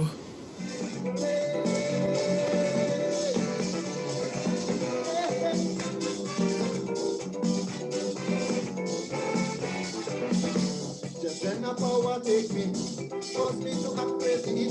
So they embrace my young and start to worship me. I created problem, and I start to fight with them. So the spirit in me, they had no mercy. When you see a religion in trouble, the preacher laid out his Bible, oh Lord, but after 2 someone This is right here. This is right here. This is right here. Watch it. Watch it. Watch it. Watch it. Straight to the one in mic. Hey, and he catch himself.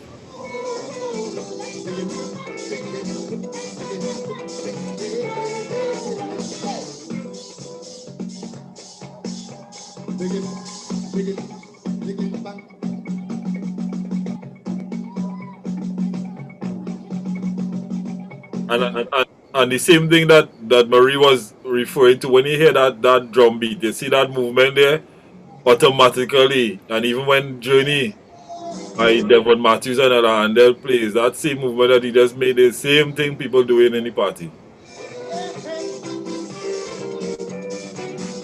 This is when people used to go Calypso show.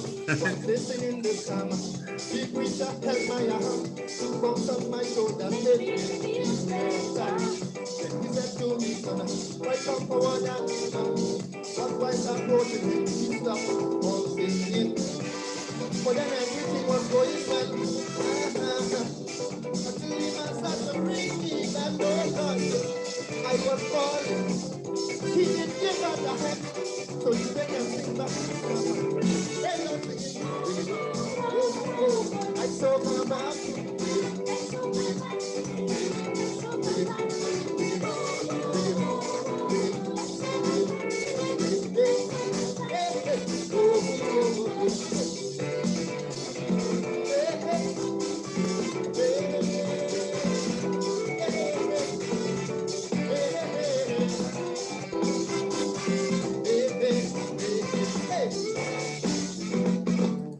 So even the musicians you're seeing there,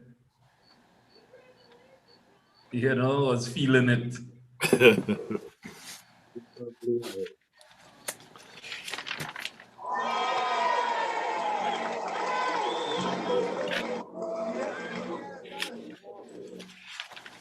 I think what we must remember about Super Blue, Super is a consummate performer. Oh, yes. When he gets on a stage, Oh, yes. that whole stage. He commands the entire stage, which is important when you're a performer. You must command the entire stage. He gets into his song. Had he been in the spirit, the song would have ended when he went there, and as you say, he bounced into the speaker. Had he been in the spirit, the song would not have been able to continue. He would have gone down. Right? So what we have to remember when we look at these things, that song in particular, Super Blue is the consummate performer. He gets into the song, he performs it, he puts into it what the song is. So we have to be very careful when we talk about the spirit and how the spirit affects and how the spirit takes. You must understand that if you are truly Baptist, you have to be in control of yourself when you are doing these things, right? And maybe he was in control of himself, but I think he's just an excellent performer. Oh, yes. Right. I wanted, I beg to differ a little about one thing. I agree with everything else, but I remember I want to give an example before I say what I'm begging to differ from. I remember there was a chantuel who would sing at Calypso showcase that went by the sobriquet of Bobo. Oh, yes. Oh, yes. His name was Emmanuel Creaky. Yeah. He was one of the original chantuels out of Claxton Bay in San Fernando. And I was doing background vocals at the time when Bobo was singing. Now, all I could remember in the chorus was danger, parliament in danger. Danger, parliament in danger, danger. And Bobo would be chanting it. It was a call and response. And the drumming pattern adopted a more Orisha style. A marriage between Orisha and Kalinda style rhythms. Bobo did not perform with a band. And one of the chorus singers manifested while we were doing the chorus. Complete manifestation. Had no clue what he was doing. And the performance finished. Bobo came off the stage. And it is then that we realize, the other chorus singers, what is was taking place. So now I beg to differ with the statement that had he been in the spirit, it would have ended. That is not necessarily true, because it comes down to how you and that energy that manifests within you connected. Because the energy could take over, knowing full well, because remember, they know what's going on. This is something that he has to do. So the manifestation took place, yes. And it could finish depending on what it is, or depending on that connectivity between himself and the energy that works with him. It's quite possible, because I have seen it happen that I can say for myself too. I was watching back a performance of my own self, and I was like, did I do that? I had no clue. This conversation is really interesting. But what I was basing my thing on is that every time he got on the stage to perform that song, you know, he is, every time he gets on the stage, he commands the presence. He's just so good at what he does. Yes, he does. You can't look anywhere else. No argument there. Yeah, you can't look anywhere else. Spiriting, you perform, I cannot argue with that. I mean, you have been there, you've done it, you know it. So I can't argue with that. But I can just say that looking at him perform whenever he gets on the stage, it's no different. He always commands. And that is that is just, it's just him. So Blue Boy is just epic. Yeah. But you see what he understands, that the song has a character, When he gets into character, that's what has happened there, You understand? I think more than Blue Boy getting You, into Hamadullah, and when you character. get into character, you in character, right? I've heard you. I mean, I've never met you, but I've heard you. And when you get into character, you get into character, right? So, you know, we need to look at it with a eagle eye and kind of dissect it and bisect it and trisect it. You're right. You're See right. what we could, you know, come up with. I like Marsha's thing that she's been there. She's done it. She's done that. You know, so it could happen. It could be that, you know, he in the spirit, but he's just in control. So, you know, but the boy is just a performer. Super, super, super. Yeah. You know, and as we're talking about Blue Boy, and I agree with Marie. I mean, his performances up to until recently, there's something that I always watch, no matter how many times it comes up on my Facebook feed. Where I think I would have shared it, where he performed Bacchanal Time in Skinner Park, and the crowd was. I look every time I look at that video, I look at it in awe and looking at the command that he has on that crowd. The crowd is only dust. The crowd is just. I mean, it's hard to describe. Did He's you an ever, epic performer. have you ever seen the performance where his false teeth came out? Yeah, I think that's all. I can't remember the song, and I think he snatched it up in one, and it was back in like In one, and it was in back one. in his mouth. I mean, it was out, in and on, you know. You're about to bring it up on the stage. Serious thing, out, in and on. Yeah, One one motion. rhythm. One motion, right? One So, rhythm. yeah. Yeah. Now, other than Super Blue, within, if we should look at the Calypso landscape, you will see some people oozing that Africanness / Baptist vibes. And if we had to label Calypsonians or list a few of them, Singing Sandra might be one who appears, well, of course, Ella Andel is one who would command that. So it's as if you expect to hear nothing but this Africanness that we speak of, this Baptist vibe.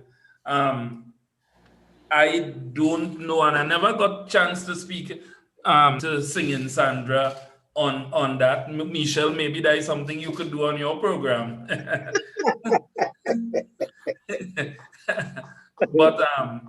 But you know, I know Sandra walks with that level of Africanness that well, and I mean her handle among younger Calypsonians would be mother, you know that, so she commands that. Who else is there? Who other Calypsonian would give you that? Tigress too. Tigress will have that. Yes. That Baptist presence or feel, or even in the look.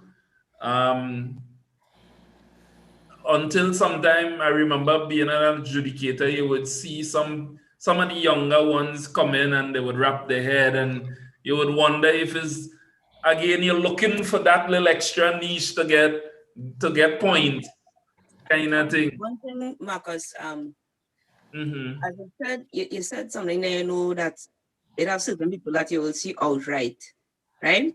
Yeah. And I mean, listening to some of the music over the years, especially, I would say maybe in the last 5 to 10 years, a lot of people, whether directly or indirectly, they fuse that in it. And I think some of them, they don't even know that that's what's being done. You know, and they're getting back that whole African rhythms, and then coming back even more influential in the Calypso. Marsha, I don't know if you recognize that as well. Marsha?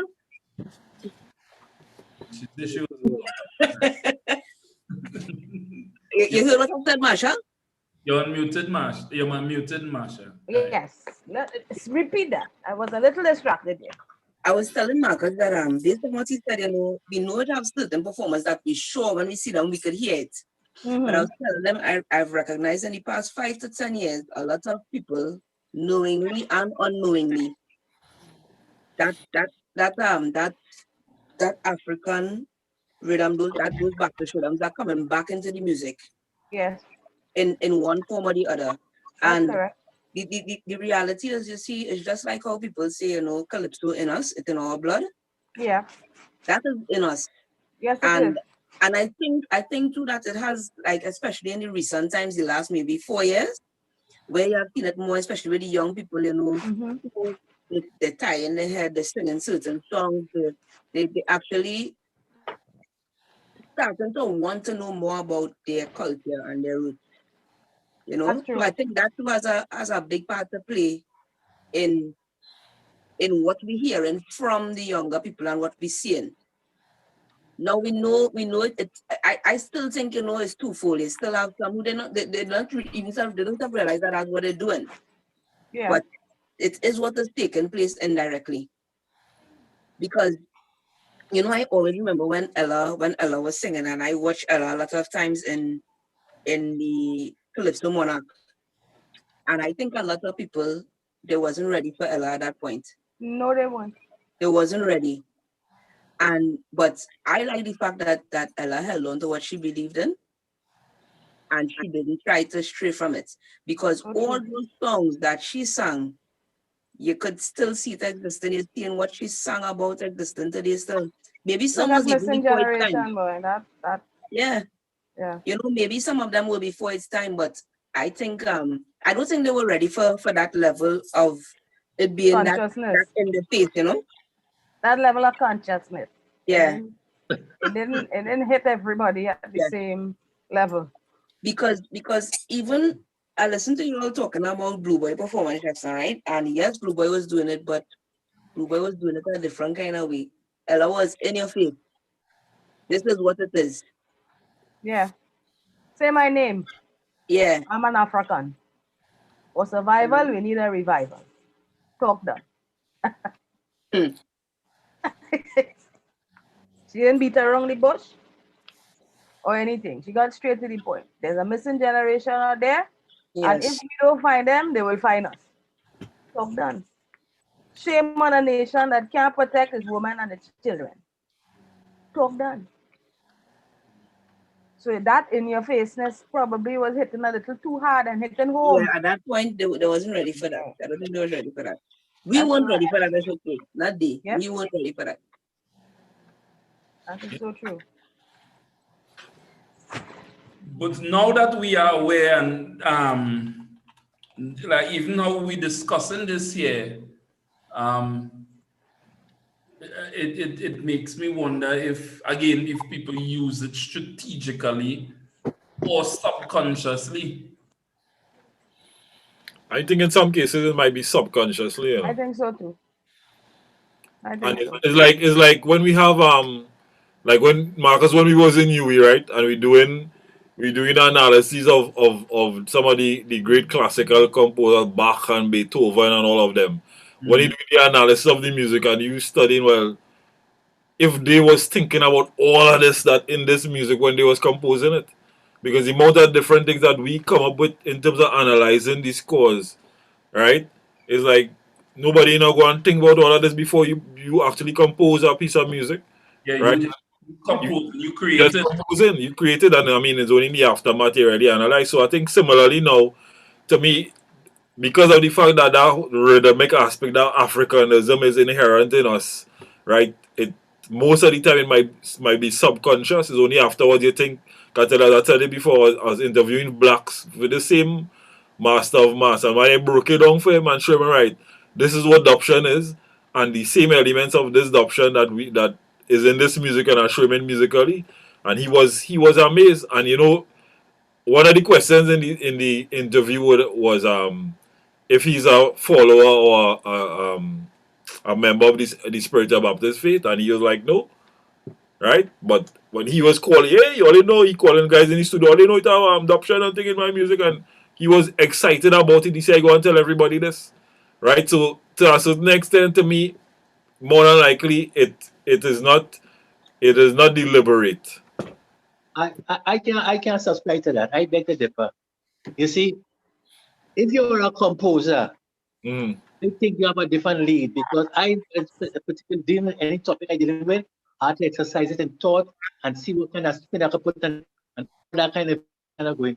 If you get a song, like Black was have gotten that song from somewhere, he just singing apart. A lot of them outside are doing that same kind of thing, so they can't bring no value to what they get. You understand?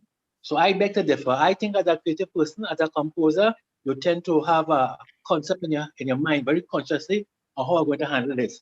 I stay in the audience if I write a line. I Hello? mean, Yeah. yeah. I hear what you're saying there, but you also have to look at the side you're saying. You see, you're seen as a composer, you must know what you want to do, right?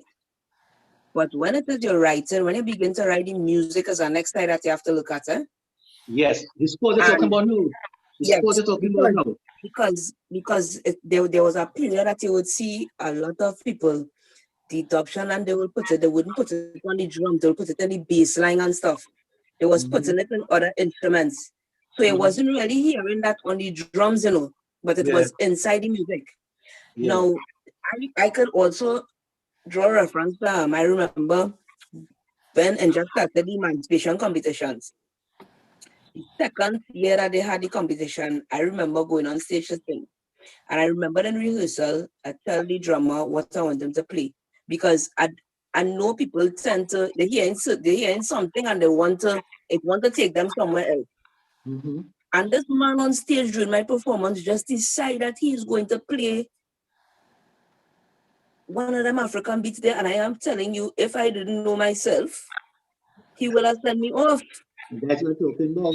You understand? Because he started to get a certain feel now, which is why I told him what to play. I said, play a strict Calypso beat. Because he know, because of what he feeling and the way the music going on, he decided that he playing something else.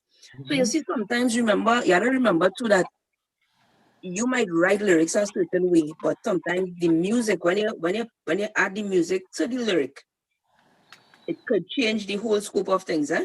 Now, yes, as a composer, if you do something, you might go and tell them this is what I want. But there are instances when that may not really take place. Yeah, I respect that. Yeah. Marie, I see your hand. I have to ask a question. I can't sing. I can't even hum in time. So my question is this. So I learned to sing. I become a great singer, but I can't write nothing. I can't write a calypso. I can't write anything. I have to go to Damien to write something for me. So Damien writes a song and Damien gives me the song to sing. And this song has an African beat, right? I'm strictly a European singer. I've been trained as a European singer. I can sing opera. I can sing this, that, and the next. But you give me a song that has adoption, African rhythm to it, right? When I get on stage or when I sing the song, when I perform the song, I have to act the part because the singer is the actor, is the presenter, is the performer, is everything, right? So my question is that will you all write that into the song or does the performer put that in the song when you give it to them, right? Because I'm not a performer. I don't know how it's done. So tell me. I can respond to that? Yeah, if you want. The song has a character to start with. The song has a spirit. Let me give you an instance. You see Sandra, when Sandra gets a song, or even Sparrow for that matter, I didn't want to go there. He doesn't know whether he write it or he didn't write it. He gets in, he handles the song. There are other artists and them who, when they get this song, they don't know what to do with it. Case in point, a fellow called Cravat. I remember it was in 88 in Kiskidi. He got a song from this boy, Prince Unique. And when he hit the song was so big, he didn't know what hit him. He didn't know how to come out. Go back home. Okay. So then you're saying that the performer puts the character is in the song and the performer has to become the character. That's right. That's right. All right. So now I'll go and learn to hum. Now, on the flip side of that, right? And as Marie talking about that, I just remember when she asks the question if that is put in the music or if it's the performer have to bring it out. Now, um, white people have a problem playing cut time. So that kind of calypso rhythm, that kind of offbeat, how we would have that natural feel to play on that offbeat is problems with some musician, white musician. And I remember going a couple of years ago, went on tour with Malik folk performers. So we go on to some one of the universities, right? And they had, I think I remember what song it was. I think it was Pan in A minor or something that they had scored out, right?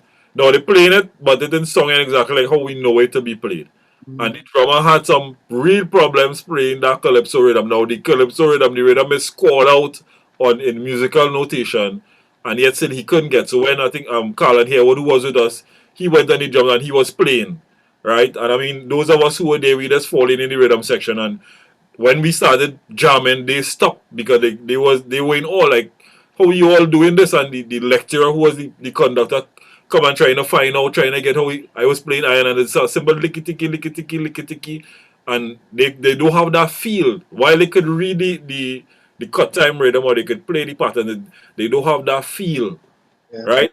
They don't have that natural feel to play that offbeat rhythm. Yeah, Marshall.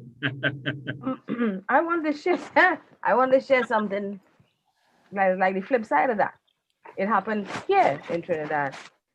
Calypsonian at Kaiso Showcase went to this trained European musician, trained in classical, multi-grade, however, the highest grade they could reach.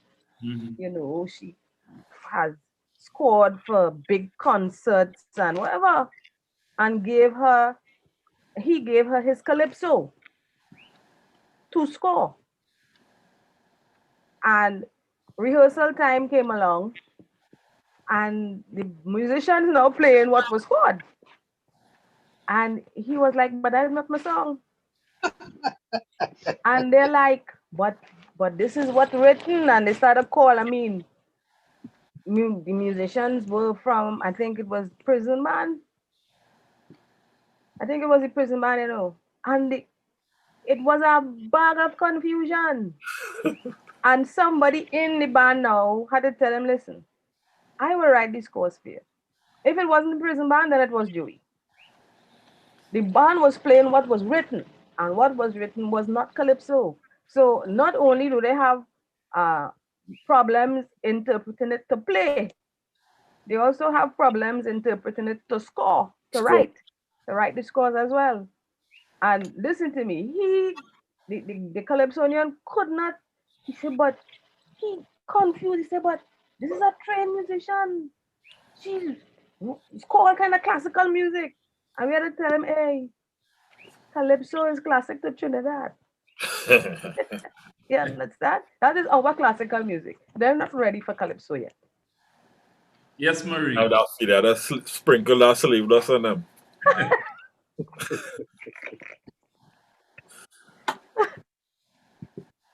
You're muted, Marie. So I have a problem. I am very upset about this. I know it's Calypso History Month, and I accept that. But I have a problem with you people who've graduated from the Max program, and you all have your degrees, and you all are masters of the carnival arts, but nobody ain't talking mass, and I'm upset. Okay. Not one program have you all brought out, have you all conceptualized Marie, here's what we will do. Talk about mass. Marie, I agree with you. we must exchange contact. Maybe in the chat yourself, send, or I will message you directly and give you my number. So that now that we have grown and we are now acquainted with each other, we will start to have that conversation. And Marie, even though Marie even though Marie having that problem, as she say, you know, Marie, this could be your idea for your program. For You are also a master. No. I don't have a master's degree yet. You all have master's degree. You all need to work out a program. This is the problem, huh? Want me to This is the get people problem. to come on your program? Yeah, Then Marie, you in the thing long time. You're a master of the thing. You just going through the formalities right now. Lady Adana, you see the mama guy there, me and I ain't taking it, right? Lady Adana, Write that in a calypso. I ain't taking that one. Yes, Adana, Angela, you're not going they to have get me masters. indicted with They have Marie. masters and they talking mass. Yeah, imagine that. I mean, that's a song. That's a Calypso. Like, That is Calypso. They have masters, but they ain't talking mass. That was the comment. I ain't that one. I will sing that one. I'm gonna learn to hum. Different Write class. it for me. People have masters and they handle talking mass. I like that. I mean, I can start next temporary there. Yeah. Marcus, you look for that.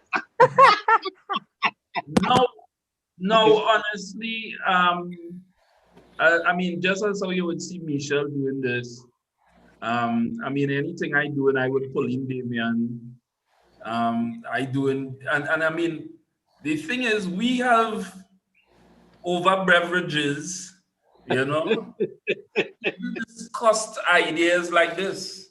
You all drink water All together? the time now.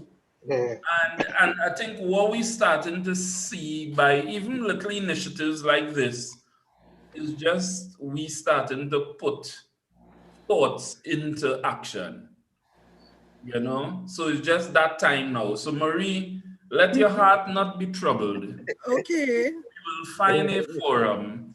Because mass may be one that, yeah, Michelle. Marie is not looking amused at all by what you're saying.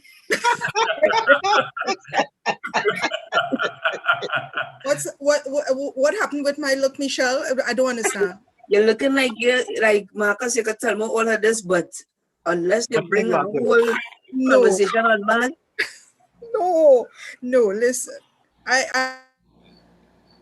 Here what I want to ask as you bring this up, right? As you bring up man. Yeah. How about you let us know what is your take on the costuming of some people who use these rhythms to perform songs? What do you think about somebody costuming that you would see? Michelle, we really like. Well, Super was in character. He was costumed for the song.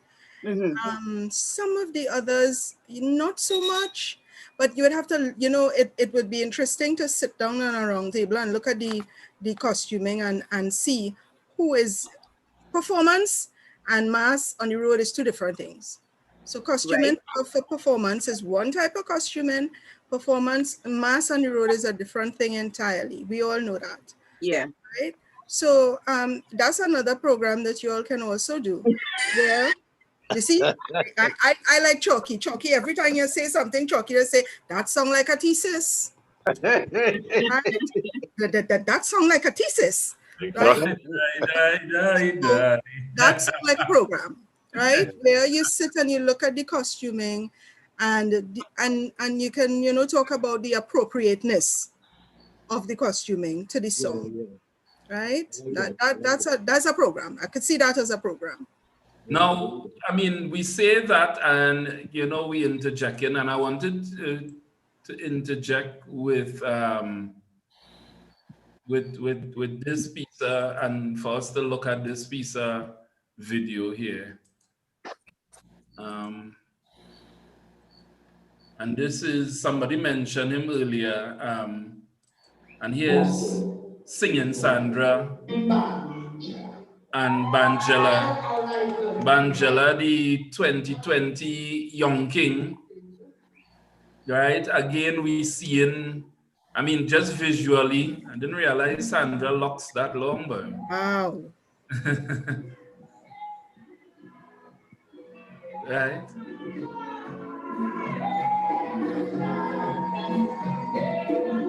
Of course, this African music you're hearing here is the South African feel.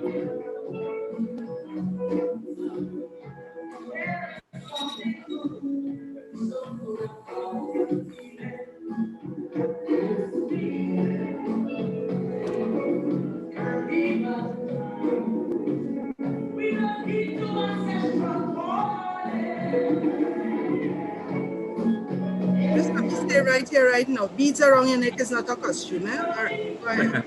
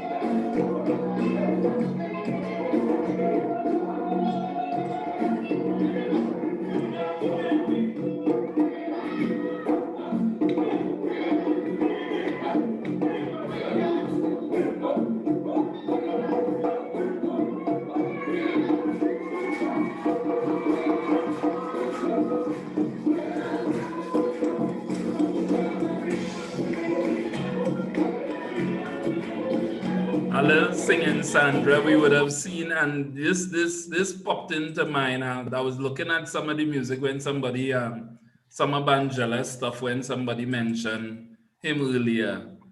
But you know, Sandra too, as we identify, she is one who exudes that Africanness and that if you have to say the Baptist influence on stage, and you could hear it all the time. But even now, it now begs me to, and maybe Damien, this is something that we could look at when we're going to do with PhD. Is it that the Baptist, or African. is it the Africanness? You know, because as Hamidullah will always correct us, is sometimes the language, and we know about that playing with the language when setting up a study. You know what was most intuitive about that video?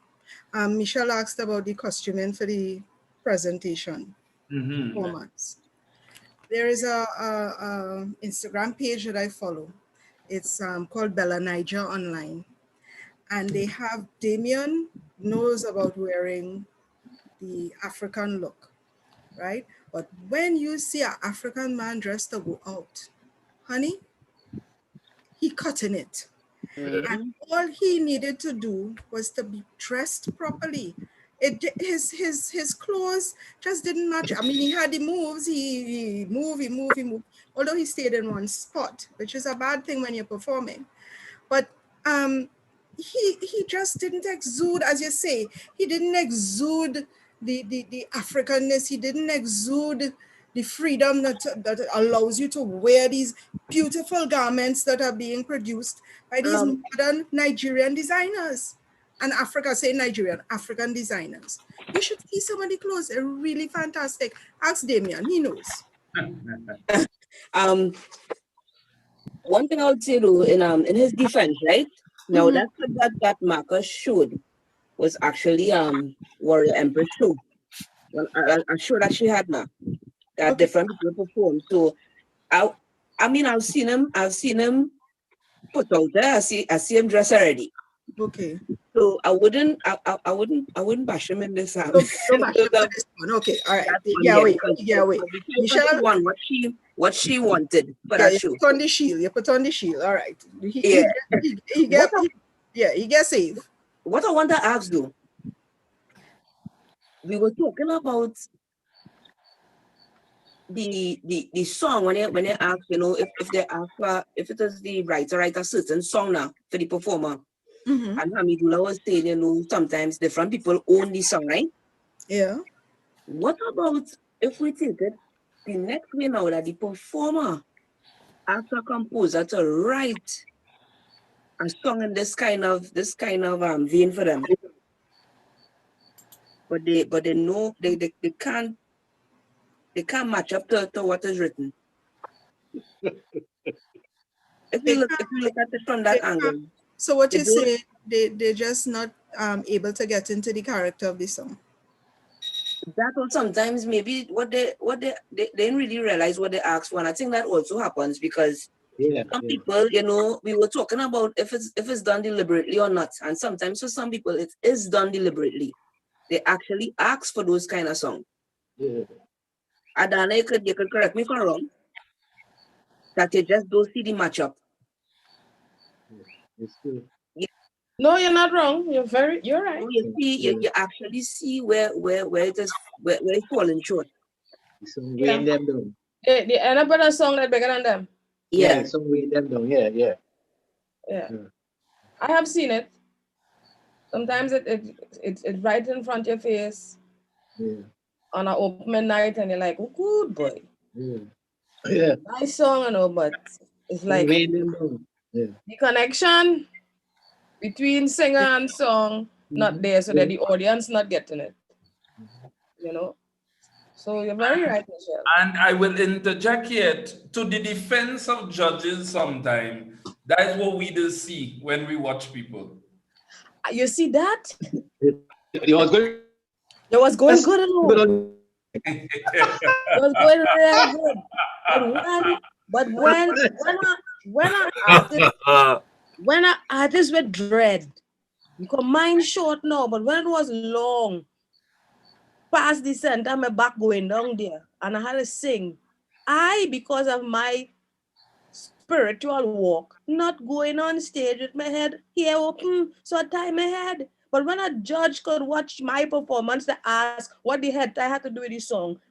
Is she a Baptist? Is she? What that have to do? All Rasta women is wear head tie. So if you didn't know I'm a Baptist, I'm a Rasta. So I cover my head. Yeah, so after the Trinity, I have to knock them. Still. Have you ever cut your hair? Marcus, you strike a chord there, boy. And like as it was going good all the time. You know a night for judges where people bringing this court sheet or something and dealing with what the judges say. You strike it too close to 12. We can't expound on that. No, that is strategic. It is strategic. You start at about 10. We get hours on the judges. Don't start me. Don't start me on adjudication. Please do not start that. No, as I just said, it is too close to 12. That's right. Exactly. Don't start that. Now, home. the thing is, I mean, we were talking about the music all the time, and I mean the general heading of the discussion, and I like where it evolved into. But and pivoting off your point, Marsha, is it that the manner of dress? I mean, when you look at a semi-final, I can't call it Skinner Park, but traditionally Skinner Park, you see people step out in a manner that like Baptist is a Lego in a Skinner Park. Could it be the influence of the icons who exude that causes that reaction from some of the singers? Could it be that? Adana, could you imagine Marcus judging and he don't like that kind of way? But that, let's see, come back. Hamidullah, you was going good. You always ask the question, how can you judge art? Because how art is received on a particular day and time has to do with the perception of the person at that particular day and time. It is too close to 12. Oh, Yes, Marcus, 10 minutes. when you're talking about that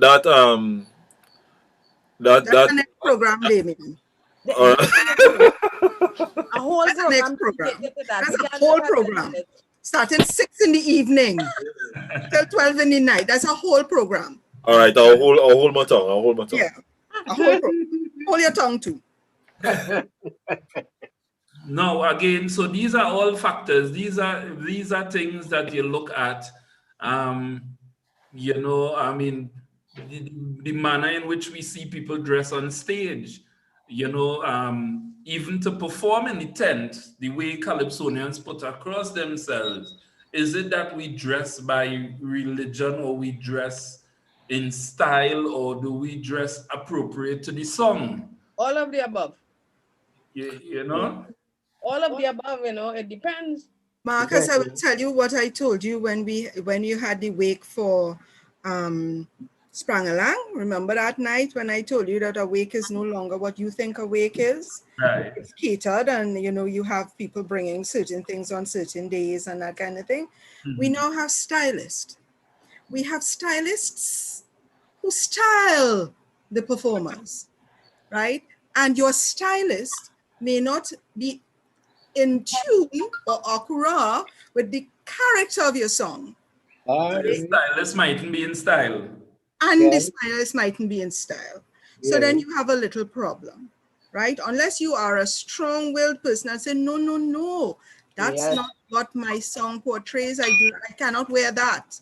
You may have a problem. So it's like wigs. It's no longer, you know, your biscuit and cheese. You now have nights for lasagna and you know, pilau and that sort of thing. Is that why I go away? Have you been to a recent repast? All of a sudden, we're a country of repast. You know. Huh? Heavily catered food. Heavily catered. It's been a while. Heavily catered, yes. Still the repast. You know, the repast used to be for just the immediate family and friends. No, people storming that because the food is good. Yes. Not serious, she's right.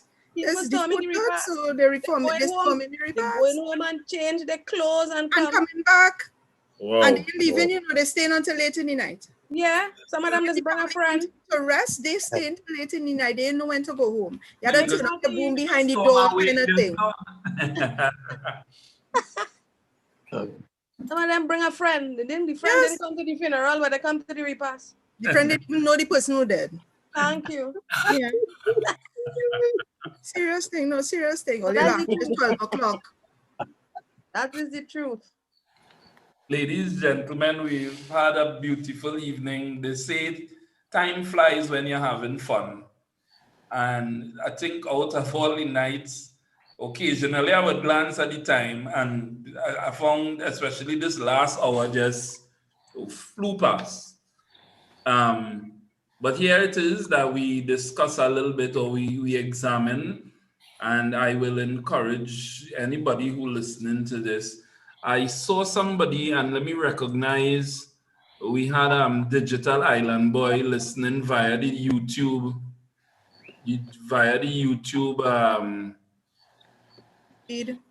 feed.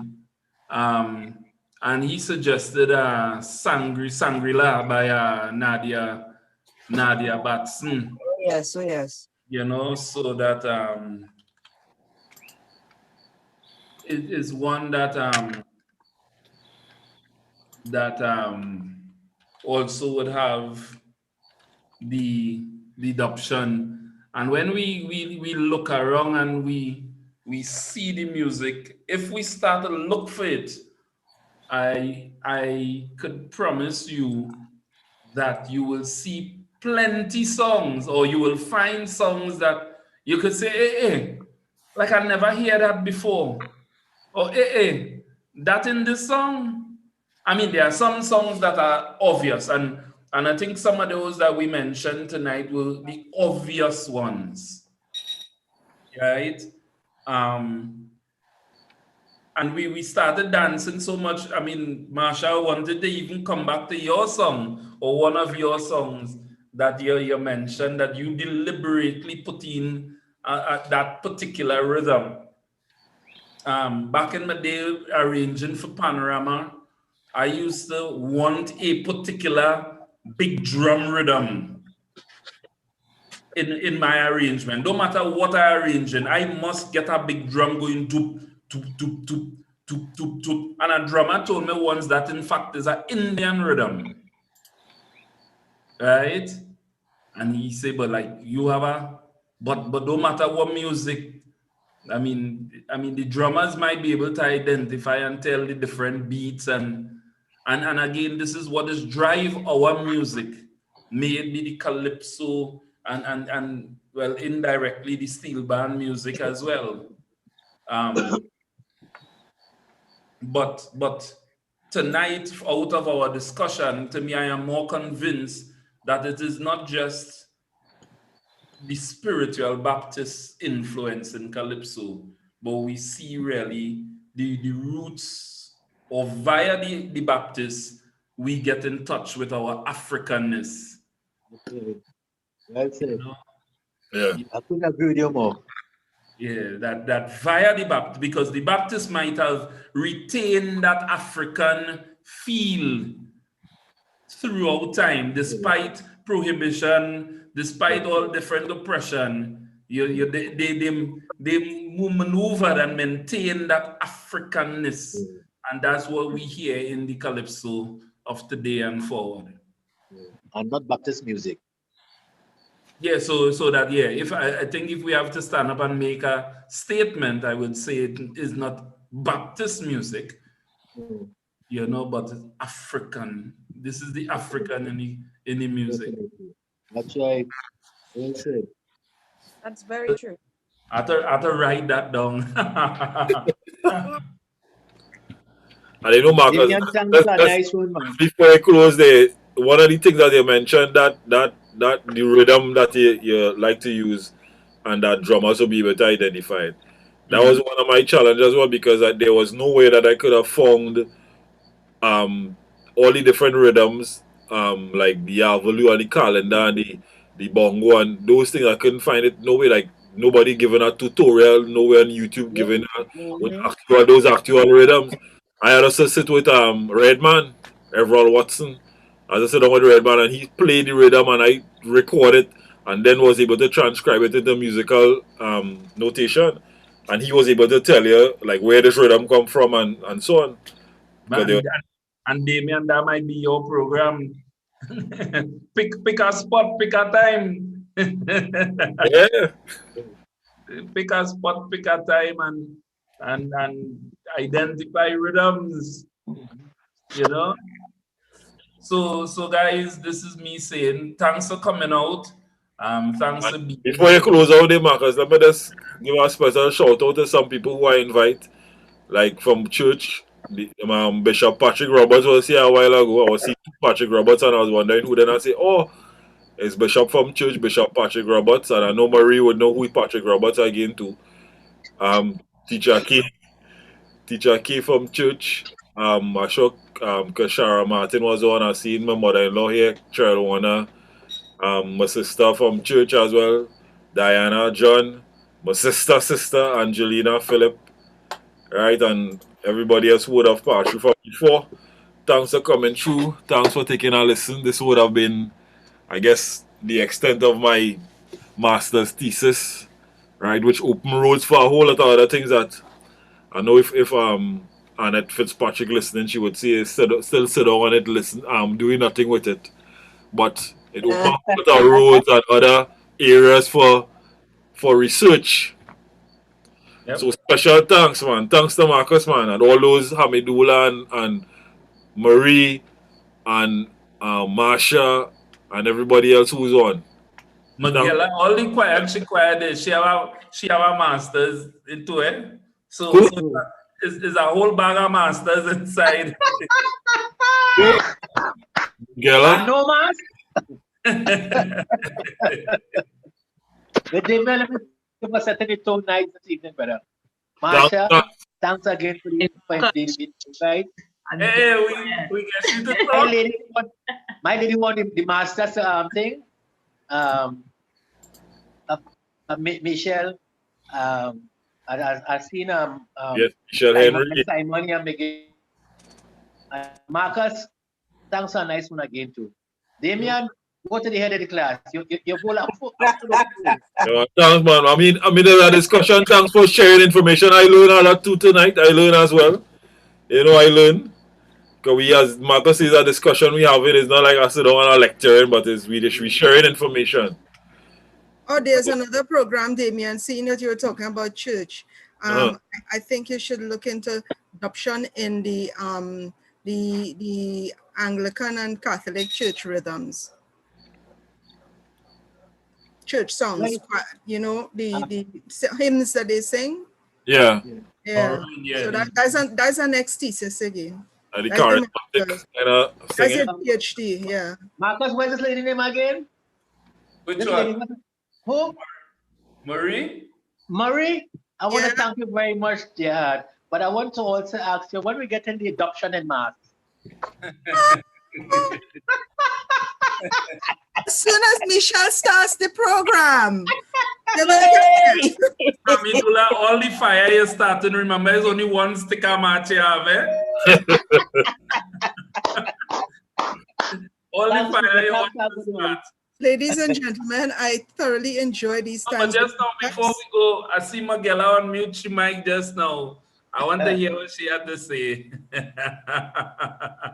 Miss Simon. Marcus, good night, Marcus. Have a good, blessed evening. You see, I'm here, right? Just why I'm trying to juggle two things at the same time, but I'm listening quite attentively.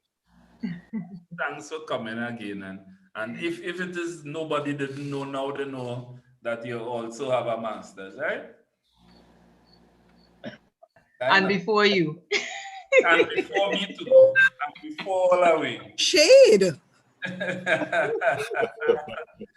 Well, again, have a good one. Today being Thursday, next week Tuesday, please God, look out again for another program. I hope to make it as interesting. Some of the upcoming programs, we will get Calypso and the Steel Band. That's one of the programs I want to do. I want to do one with Calypso and place names. And I want to do one, the woman in Calypso, or not woman in Calypso, but the woman of Calypso. And how about one on the proper use of smut in Calypso, well, as opposed to the use of smut in a different kind of way in other musics? How about that? I can't hum. I'm just thinking. I can't hum. No, but I think you miss a program, you know. I miss a program. That's your fault. Well, yeah. With that, I must take my leave. I'm upset now, thoroughly upset. We did do Calypso and sex. So I think you missed that one. You see what I mean? It's your fault. I'm upset. I'm really upset. Upset. I'm on. Have a nice night, ladies and gentlemen. All right, so good night. Good night. Bye.